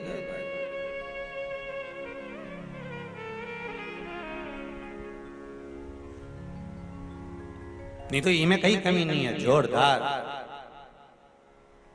तो भगवान भी तो यही कहता है कि मैंने जिसको जन्म दिया संसार सागर में, मृत्यु लोक में जिस मानव को भेजा है, जिस मनुष्य को मैंने पृथ्वी पर विराजमान करा है, मृत्यु लोक में जिस मनुष्य को मैंने भेजा है, मानव के शरीर को मैंने दिया है, ये कोई बेकार नहीं हो सकता। ये मानव का जो शरीर है ये बेकार नहीं है, इसको बस केवल हमको ज्ञात करना है, हमको समझना है, उसको आनंदित होना है कि ये मानव का शरीर हमें भगवान ने दिया है, तो बेकार नहीं दिया। अभी हरिद्वार की कथा में आपको कहा था, आप लोगों ने श्रवण करा होगा कि हम हमारे घर में, हमारी अलमारी में, हमारे कमरे में हम कोई भी चीज ऐसी नहीं लगते जिसका कोई उपयोग नहीं है। तुम्हारे अलमारी में जितनी साड़ी रखी है ना, सब काम की रखी है। तुम्हारी तिजोरी में जितना सामान रखा है सब काम का रखा है। तुम्हारे घर में, तुम्हारे कमरे में, तुम्हारे मकान में जो सामान रखा है वो सारा की सारा तुम्हारा संभाल कर तुमने काम का रखा है। बोलो सही है कि गलत है?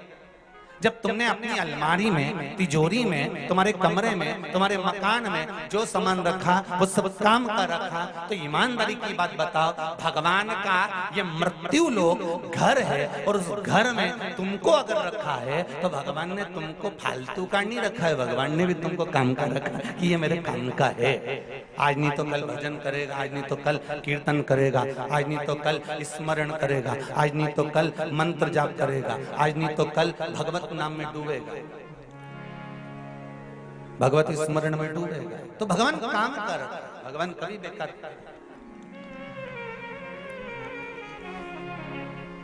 मैंने तेरे ही भरोसे, ओ बाबा तेरे ही भरोसे, हवा बिच उड़ती जावांगी, बाबा डोर हथो छड़ी ना में कटी जावांगी।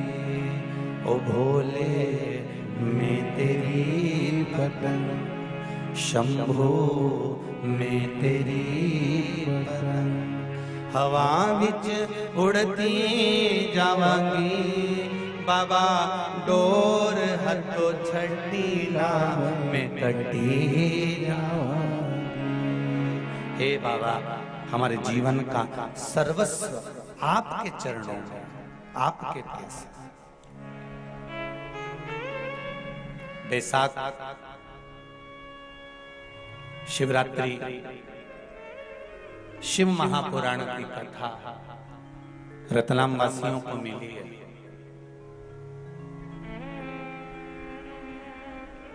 बहुत अच्छे से सुनिएगा।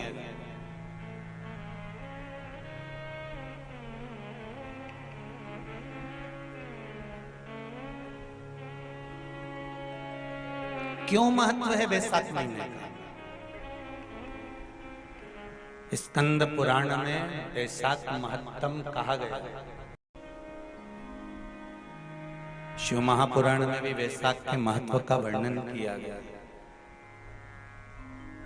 अग्नि पुराण में भी बैसाख का महत्व दर्शाया। कितना, क्यों इतना महत्व है? जिसको माधव मास भी कहते हैं। बैसाख को केवल बैसाख मास में माधव मास भी कहा जाता है। कितना महत्व उसका, कितना।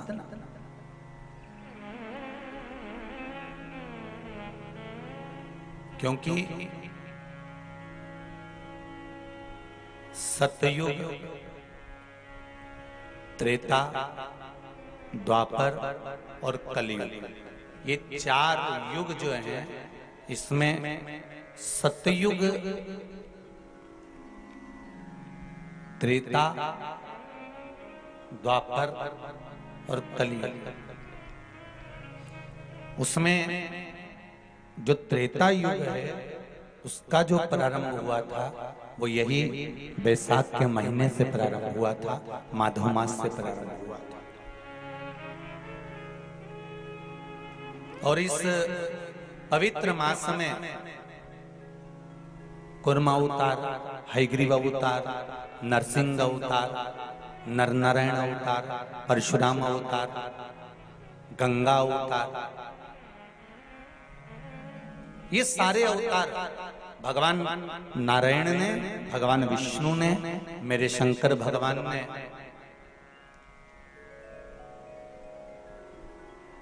सरंभेश्वर अवतार, ओमकार अवतार, मल्लिकार्जुन अवतार, भीमाशंकर अवतार मेरे शिव ने इसी बैसाख के महीने में प्राप्त किया। मेरे नारायण ने परशुराम अवतार, नारायण अवतार, स्वयं हयग्रीव अवतार, कुर्म अवतार, नरसिंह अवतार, ये सारे जितने अवतार हैं मेरे भगवान विष्णु ने इसी बैसाख महीने में प्राप्त किया।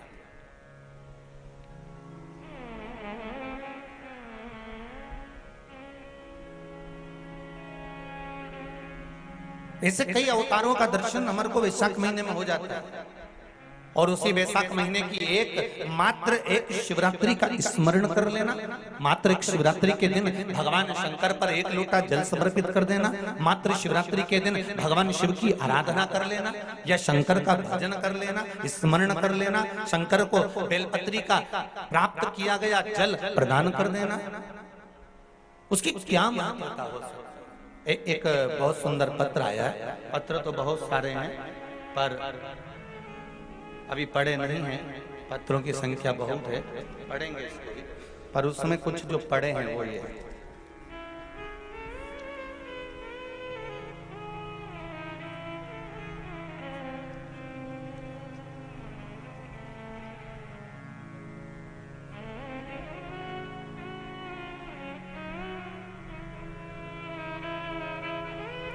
शिव नारायण जी पंड्या, ग्राम नागूखेड़ी, तहसील जिला देवास से हैं। कहीं बैठे हों तो हाथ हिला दीजिएगा। आप ही हैं, दोनों हाथ हिला दीजिएगा। हर हर महादेव, श्री शिवाय नमस्ते। आपने लिखा है शिव नारायण जी, पत्र लिखा उसके लिए धन्यवाद, व्यासपीठ कराया। गुरुजी, पत्र आजकल जो भी आता है आस्था चैनल के माध्यम से भी टीवी पर आप लोग उस पत्र को पढ़ सकते हो कि ये पत्र हम जो आते हैं ये दिल से आते हैं और लिखने वाला भी अपने हृदय से लिखता है। इसलिए मैसेज, मोबाइल के मैसेज से पत्र ज्यादा मान्य होता है। आज भी दिल से भेजा जाता है, कोई हृदय से भेजता है। आपने लिखा है, गुरुजी मेरे को शुगर, ब्लड प्रेशर था और मैं रोज गोली खाता था। जब से आपने भोलेनाथ के चढ़ाया गया बिलपत्र का उपाय बताया, तब से मैंने वह उपाय किया और मैंने रोज भोलेनाथ को जड़ चढ़ाकर बिलपत्र का प्रयोग किया। कॉर्डलेस भेजिए।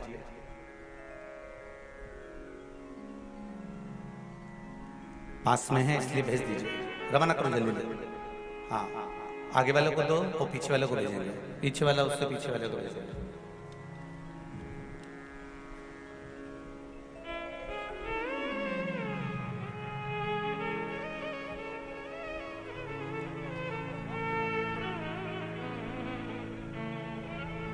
नजदीक में जो लोग बैठे रहेंगे तो अपन कॉर्डलेस दे सकते हैं। हेलो, श्री शिवाय नमस्तुभ्यम। श्री शिवाय नमस्तुभ्यम। कैसे हैं पंड्या जी?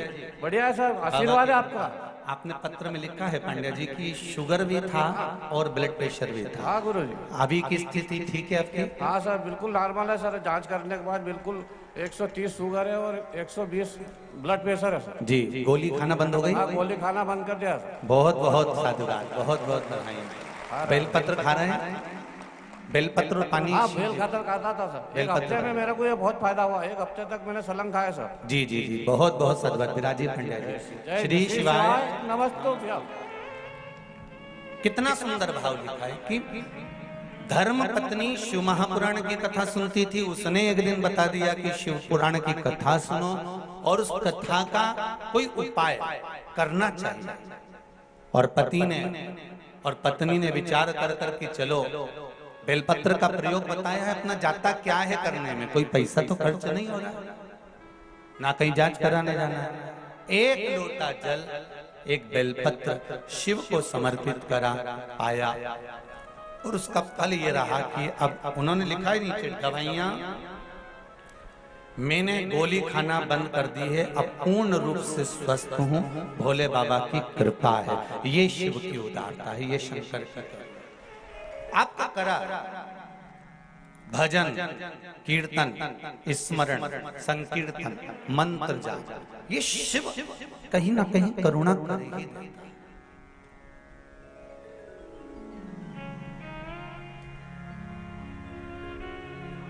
और जितने लोग, आप लोग जितने भी आस्था चैनल पर सुन रहे हो, फेसबुक यूट्यूब पर सुन रहे हो, चाहे इस पावन रतलाम की भूमि पर पावन प्रांगण्य में बैठकर श्रवण कर रहे हो, आपसे एक निवेदन जरूर करूंगा कि आप कथा बैसाख महीने की श्रवण कर रहे हैं, ये भाव जागृत रखना कि मेरा शंकर, मेरा शिव, मेरे नारायण, ये अगर ये बैसाख मास की कथा का अगर लाभ दे रहे हैं तो कहीं ना कहीं हमारे जीवन का कल्याण होगा ही, ये निश्चित है, ये निश्चित है।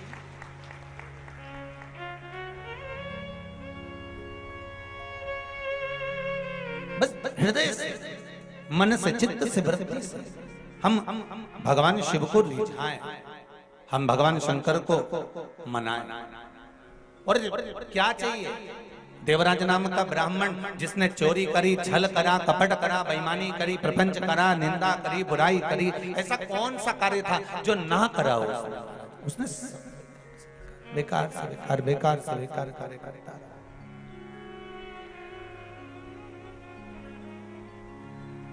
सब बेकार से बेकार कार्य कर रहा। फिर भी शिव कृपा देखिए कितनी प्रबल है महाराज, शंकर की उदारता कितनी प्रबल है, शिव भक्ति कितनी प्रबल है।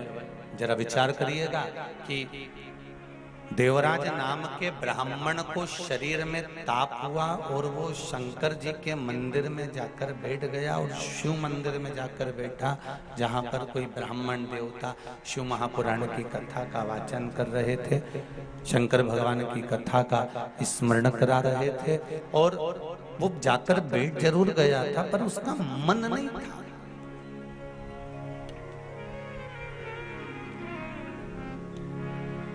तुलसीदास जी से किसी ने पूछा, तुलसीदास बाबा से किसी ने, थोड़ा प्रेशर दीजिए, तुलसीदास बाबा से किसी ने पूछा,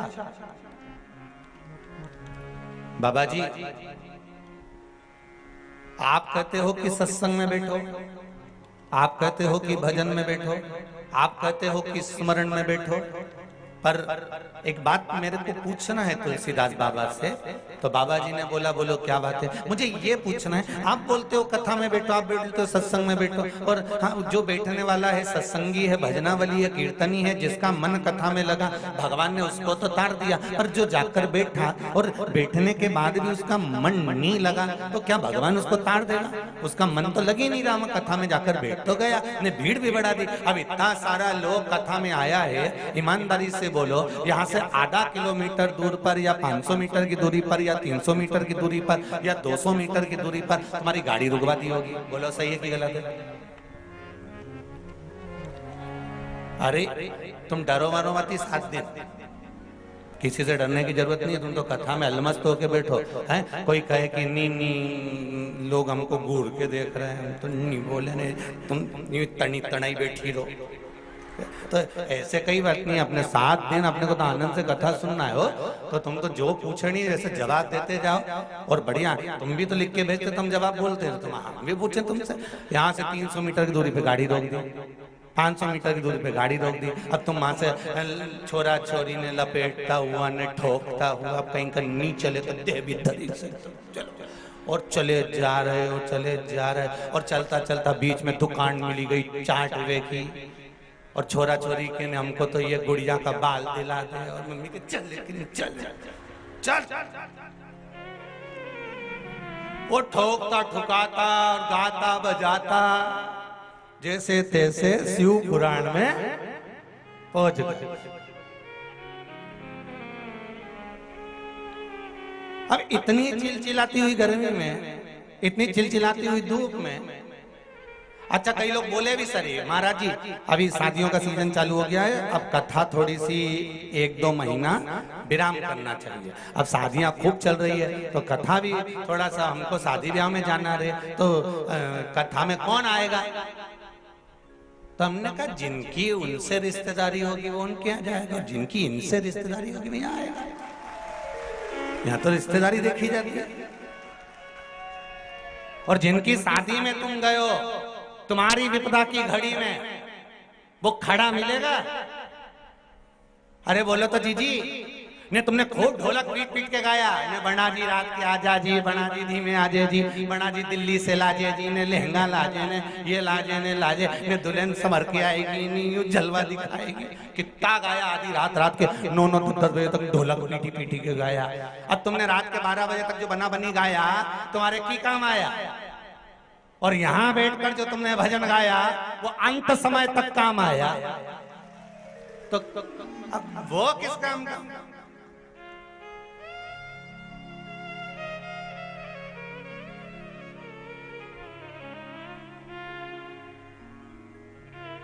संबंध देखा जाए अंत समय। तो कहा तुलसी बाबा से कि ये कई लोग ऐसे हैं जो कथा में जाते हैं इनका मन लग जाता है, और कई लोग ऐसे हैं जो कथा में जाते हैं पर मन नहीं लगता, तो भगवान इनके तारेगा कि नहीं तारेगा? सीधी सीधी बात है। किसी ने कहा तो तुलसीदास जी ने कहा, एक व्यक्ति जाता था और नल के नीचे जाकर मटके को सीधे की जगह उल्टा लगा देता था। तो किसी ने कहा कि तू ये क्या कर रहा है? कि मेरा मन 10 मिनट तू पानी भरता है तो 10 मिनट में भरूंगा। तो मटका उल्टा रखने से मतलब क्या? बस मर्जी मेरी, तो तुलसीदास जी से पूछा, अगर कोई सीधा लगाएगा तो उसमें पानी भराएगा, और कोई उल्टा लगा दिया तो पानी तो भराया ही नहीं। मतलब कोई सत्संग में गया और दिल से उसने कथा सुनी तो उसको भगवान ने दिल से दिया, और जो गया और उसने नहीं सुनी, उसके भीतर कथा भरा ही नहीं, तो उसको लाभ क्या हुआ? हमने कहा, तुलसीदास जी कहते हैं, भैया मटका अगर सीधा नहीं रखा है, उल्टा भी रखा है, और जितनी देर नल के नीचे रखा है उतनी देर ठंडा तो है, उतनी देर उसमें शीतलता तो है, ठंडाई तो है। बस ध्यान रखना एक बात का, कोई तुमसे कहे कहां जा रही, कथा में जा रही, कोई तुमसे कहे कहां जा रही, तो श्री महापुराण की कथा में जा रही, तुम आ जाके क्या करेगी? इतनी धूप पड़ी रही है, इतनी गर्मी पड़ी रही है, और मां कथा में जाके भीड़ इतनी पड़ रही है, कहां जाके बैठेगी? मैं तो कथा में जाऊंगी, तो टीवी पे सुनूंगी, चाहे मोबाइल पर सुनूंगी, पर कथा सुनूंगी। तो क्या होगा उससे? तो कहा 3 घंटे दिन भर मोबाइल पे झूठ बोलूं, कपट करें, दुकान पर, व्यापार में, व्यवसाय में, आदि आदि की जगह दिन भर झूठ, छल, कपट, बेईमानी, प्रपंच दिन भर चलता रहता है, दिन भर चलता रहता है। कम से कम 3 घंटा कथा में बैठेंगे तो इस मुख से झूठ तो नहीं निकलेगा, इस शरीर से पाप तो नहीं होगा, इस शरीर से कपट तो नहीं होगा, इस शरीर से बेईमानी तो नहीं होगी। 3 घंटा तो हमारा अच्छा निकलेगा ना। अब उसमें तो तेरा मन लग जाएगा कथा में, तो भले नहीं लगे, पर 3 घंटा बेकार काम से तो बच जाऊंगा। 3 घंटे अगर बेकार काम से बच गए तो भी शिव जी की कृपा ही समझना, क्योंकि या संसार कोई लाखो टुकड़ो, दाग लगे दामन में, मन मत पड़ रे उलझन में, मत पड़ रे उलझन में, नर तू मत पड़ रे उलझन। अगर पढ़ना है तो शिव की भक्ति में पढ़ो, शिव की भक्ति। भगवान शिव के रात मैं तो बैठी थी गंगा किनारे, भगवान शिव की कथा कर रही है, गर्दानी त्रिकालदर्शी शंकर की कथा कर रही है। भगवान शिव आनंद की राशि, एक मार्ग बता देना, जो गलत मार्ग पर चल रहे हैं उनको रोक देना, जो गलत मार्ग पर चलने वालों को रोकता है। कुछ गलतियां अगर बता देता है ना, तो व्यक्ति के जीवन में थोड़ा सा दुख का ऐसा पहाड़ टूट जाता है कि बताओ हमारी गलतियां बता रहे, हम में खोट देख। शिव कथा कर श्री, जब भी शिव महापुराण में यह मंत्र बोला जाए तो दिल से बोलो और अपनी कामना कर कर बोलो कि मैं इस कामना से कथा सुन रही हूं। चाहे आस्था पर सुन रहे हो, चाहे फेसबुक पर सुन रहे हो, चाहे यूट्यूब पर सुन रहे हो, पर दिल से जहां बैठकर सुन रहे हो, चाहे रतलाम की पावन धारा पर सुन रहे हो, जब ये मंत्र बोला जाए शिव महापुराण का मूल मंत्र, तो अपने दिल से बोलने का प्रयास करिए, अपने मन की बात भगवान शंकर को कहिए। श्री शिवाय नमस्तुभ्यं, श्री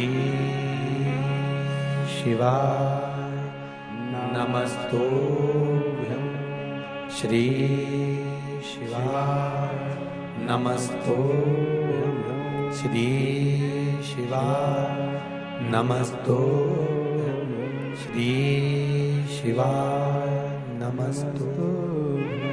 महाराज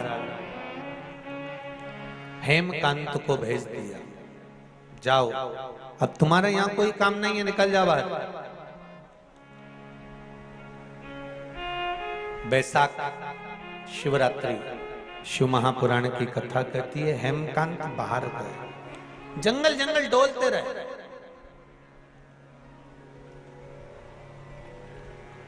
शिवरात्रि के दिन, बैसाख महीने की शिवरात्रि पर 1 लोटा जल चढ़ाने का क्या महत्व है, ये हेमकांत की कथा कर रही है, उसको समझ लेना जरा अच्छे से। स्कंद पुराण, अगर कोई आपसे पूछे कि सीहोर वाले महाराज ये हेमकांत की कथा काय में से बोल रहे हैं, तो आप कह देना स्कंद पुराण में से बोल रहे हैं। वैशाख महत्तम।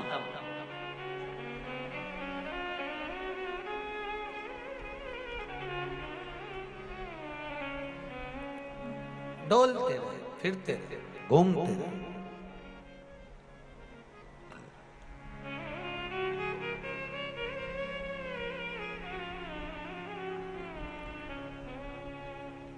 और घूमते घूमते घूमते घूमते 28 साल निकल गए हेमकांत को। 28 वर्ष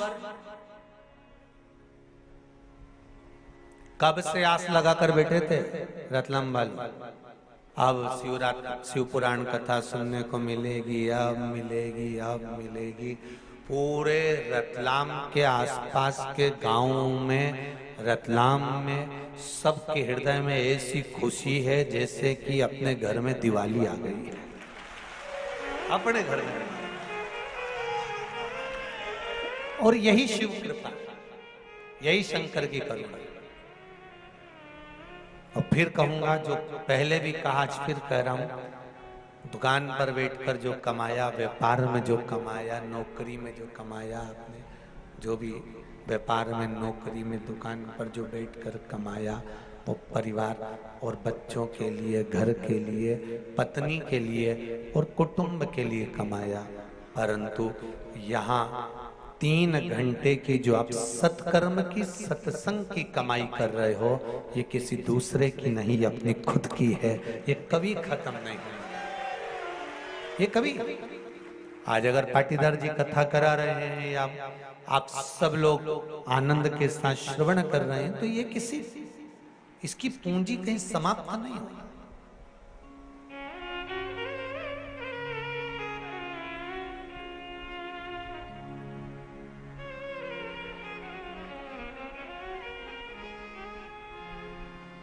खेती में बीज कैसा भी जाए,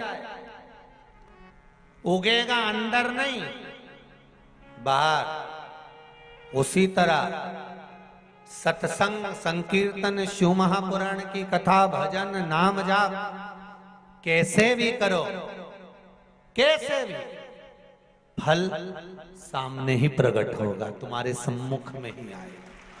तुम कैसे भी भजो, कैसे भी स्मरण कर लो, कैसे भी कीर्तन कर लो, कैसे भी मंत्र जाप कर लो, कैसे भी आप नाम जाप करो, उसका फल तुम्हारे सामने आएगा। तुम्हारे सम्मुख में वो फल आएगा, तुम्हारे सामने वो फल पहुंचेगा।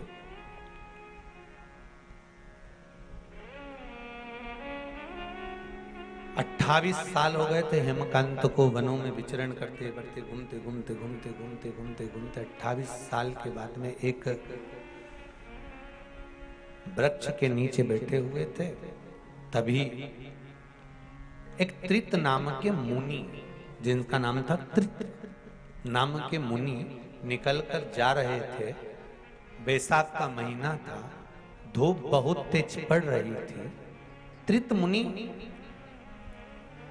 चलते चलते चक्कर खाकर नीचे गिर गए। ना जल मिला था, ना भोजन मिला था।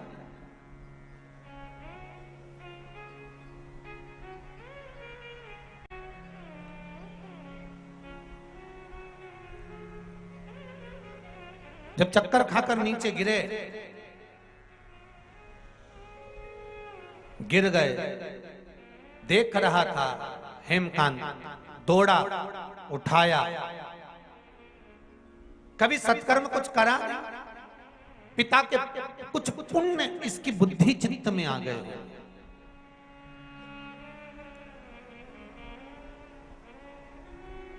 हमारे माता पिता के संस्कार, माता पिता का ज्ञान उपार्जन का आनंद सुख हमारे भीतर आ ही जाता है।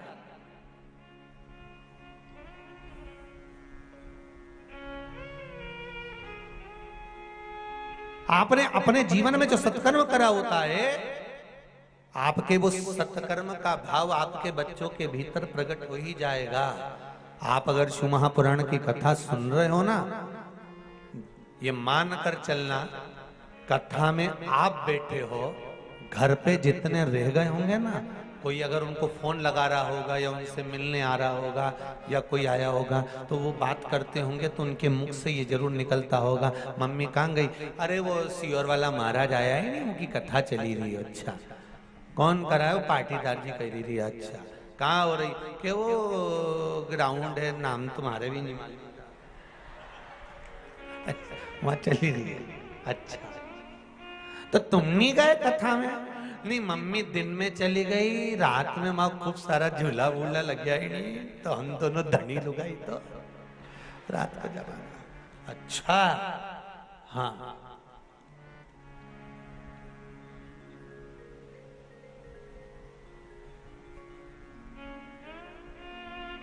तो झूला झूलोगा? हाँ। अच्छा, झूले से क्या ज्ञान मिलता है? ज्ञान मिलता है तो कथा से मिलता है, तो तुम्हें कथा में जाना चाहिए। नहीं नहीं, झूले से भी मिलता है। क्या मिलता है? झूला ऊपर भी जाता है, नीचे भी आता है। जिंदगी में ऐसा चलता रहता है, ऊपर और नीचे। बस इतना याद रखना, इस ऊपर और नीचे के चक्कर में उल्टी नहीं होना चाहिए। बस इतना ध्यान रखना कि जिंदगी के मोड़ बहुत सारे आएंगे, ऊपर भी जाने का मौका मिलेगा, वापस जाओगे, फिर नीचे भी वापस आओगे। जिंदगी के उस उतार और चढ़ाव में उल्टी मतलब कहीं अहंकार नहीं आना चाहिए। अगर अहंकार आ गया तो जीवन बर्बाद हो जाएगा, जिंदगी नष्ट हो जाएगी, अभिमान नहीं आना चाहिए। उससे बचना है, उससे बचने का प्रयास करना है। महाराज 28 साल के बाद हेमकांत के सामने ये तीतर मुनि गिरे, उठाया, वृक्ष की छांव में ले गए, थोड़ा सा तुम्बी में पानी रखा हुआ था, पिला दिया, पत्ते से थोड़ी सी वृक्ष के पत्तों से हवा कर दी, वृक्ष के पत्तों से थोड़ी सी हवा। मुनि का चेतना जागी, उठे,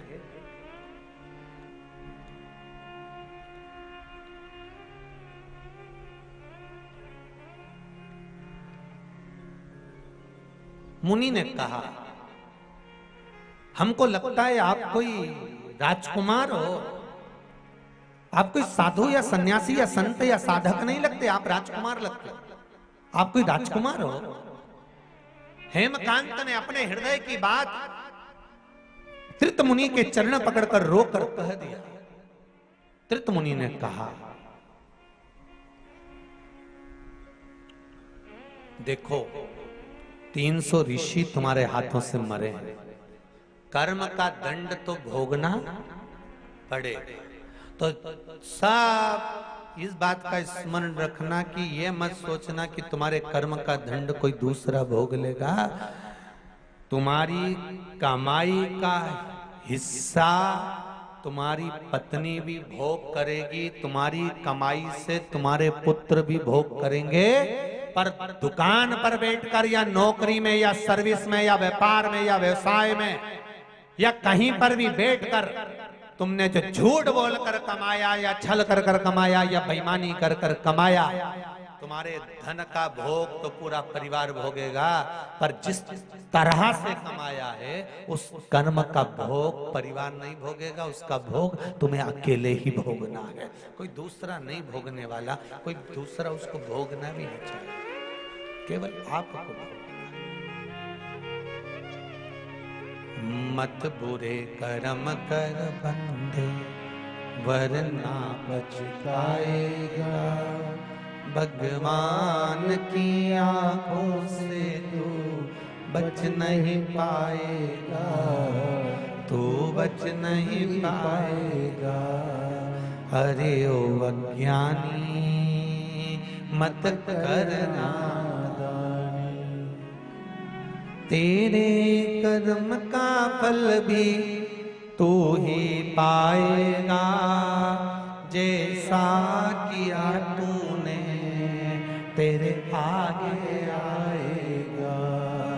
मत बुरे कर्म कर बंदे, वरना पछताएगा, भगवान की आंखों से तू बच नहीं पाएगा, तू बच नहीं पाएगा। कुछ सोच कर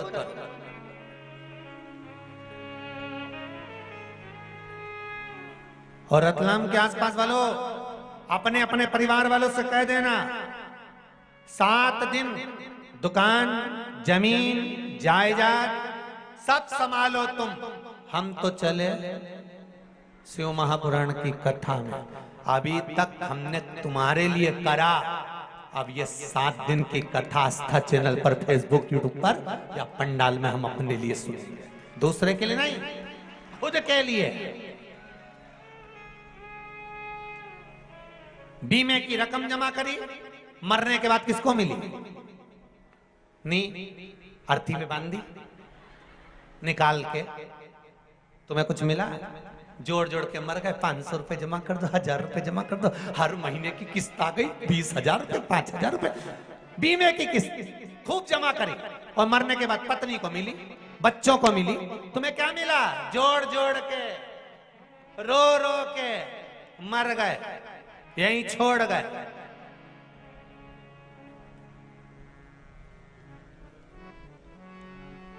और मरते से ही बीमे वाले आ गए कागज लेके, पत्नी तो बेचारी मुंह पे पल्लू रख के बैठी थी। इतने में छोरा आके बोला, मम्मी, ओ मम्मी, हाँ बीमे वाले अंकल आए।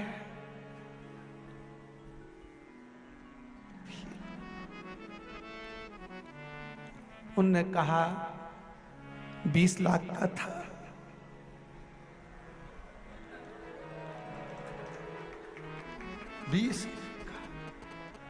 कितना मिल रहा है? 70। 70। फिर अब छोरा भी गले लग गया, मम्मी क्या है?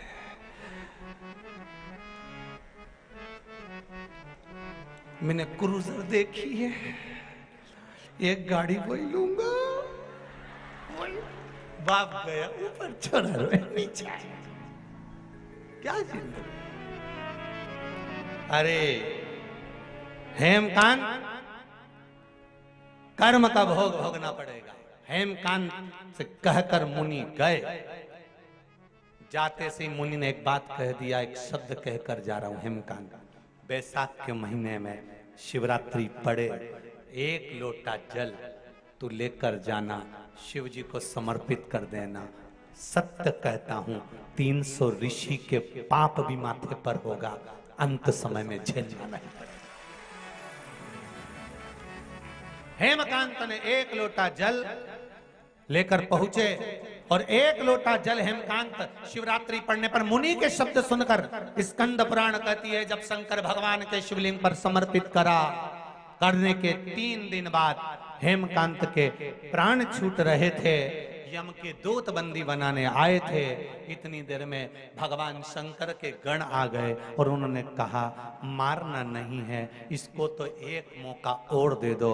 और राजा कुशकेतु के पास सूचना गई और कुशकेतु ने जाकर उसी समय, उसी पल, उसी घड़ी, उसी क्षण अपने पुत्र को वापिस लाकर राज सिंहासन पर बिठा दिया। और हेमकांत ने पूरे नगर में सूचना कर दी कि बैसाख महीने में जो शिवरात्रि पड़े, मुझे जो फल मिला है कि 300 ऋषि मेरे हाथ से मारे गए थे, उसके बाद भी शंकर भगवान के गणों ने मेरी रक्षा कर ली यमदूतों से।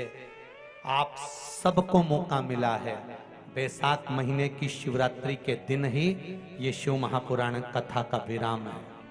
हम भी सुबह के समय पर रतलाम नगर का जो भी शिव मंदिर होगा, जो भी एक शिव मंदिर होगा, उसमें हम भी सुबह के समय जाकर जल चढ़ाएंगे। आप भी चढ़ाओ, किसी भी एक शिव मंदिर में रतलाम के हम भी जावें और उस मंदिर में सुबह के समय जाकर जल चढ़ाएंगे। आप भी बना लो एक नियम कि बैसाख महीने की शिवरात्रि 29 तारीख दिन शुक्रवार को मुझे भी शंकर भगवान को अपने दिल की बात कहते हुए, अपने मन की बात कहते हुए, रोग मुक्ति के लिए, कार्य सिद्धि के लिए, धन वैभव संपदा के लिए, समृद्धि के लिए मुझे भी जल चढ़ाना, मैं भी जल समर्पित। और रतलाम वालों को तो भाग्यशाली हो जो शिवरात्रि के दिन ही कथा विराम हो रही है, ये तो आपका सौभाग्य है, भाग्य है, किस्मत वाले। आया समय, चंचुला देवी और बिंदुक का जो संवाद था, चंचुला देवी ने जो शिव महापुराण की कथा सुनी है, शंकर भगवान और पार्वती जी ईश्वर जी गोरा जी बनकर आए हैं, ईश्वर जी गोरा जी पधार रहे हैं। जोरदार ताली बजाकर स्वागत करें ईश्वर जी और गोरा जी का। भाव और भक्ति के साथ, आनंद के साथ में भगवान शिव और पार्वती शिव महापुराण की कथा श्रवण करने के लिए पहुंचते हैं। महाराज बोल काशी विश्वनाथ भगवान की जय। यजमान परिवार आकर ईश्वर जी गोरा जी का पूजन करेंगे, उसके बाद में आरती का क्रम होगा। भाव और भक्ति के साथ में कथा का समय 1 बजे से, सब लिख लिख के डाल देना फेसबुक पे, व्हाट्सएप पर। रतलाम में चल रही शिव महापुराण की कथा, समय 1 बजे से 4 बजे तक कथा को श्रवण करें, अपने जीवन को आनंदित करें। यजमान परिवार पधार कर ईश्वर जी और गोरा जी का पूजन करें। अभी आरती होगी और आनंद के साथ आप सभी बैसाखी शिवरात्रि शिव महापुराण कथा को श्रवण करेंगे आनंद के साथ, भाव के साथ में। कथा का प्रथम दिवस आज विराम हो रहा है।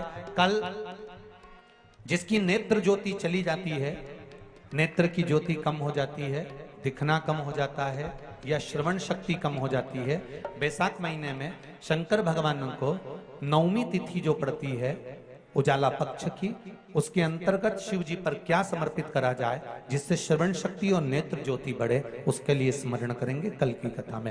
हर हर महादेव, हर हर महादेव, हर हर महादेव। सभी कार्यकर्ताओं से और आप सबसे निवेदन रहेगा, भाव भक्ति से, आनंद से कथा का रसतत्व ग्रहण करें।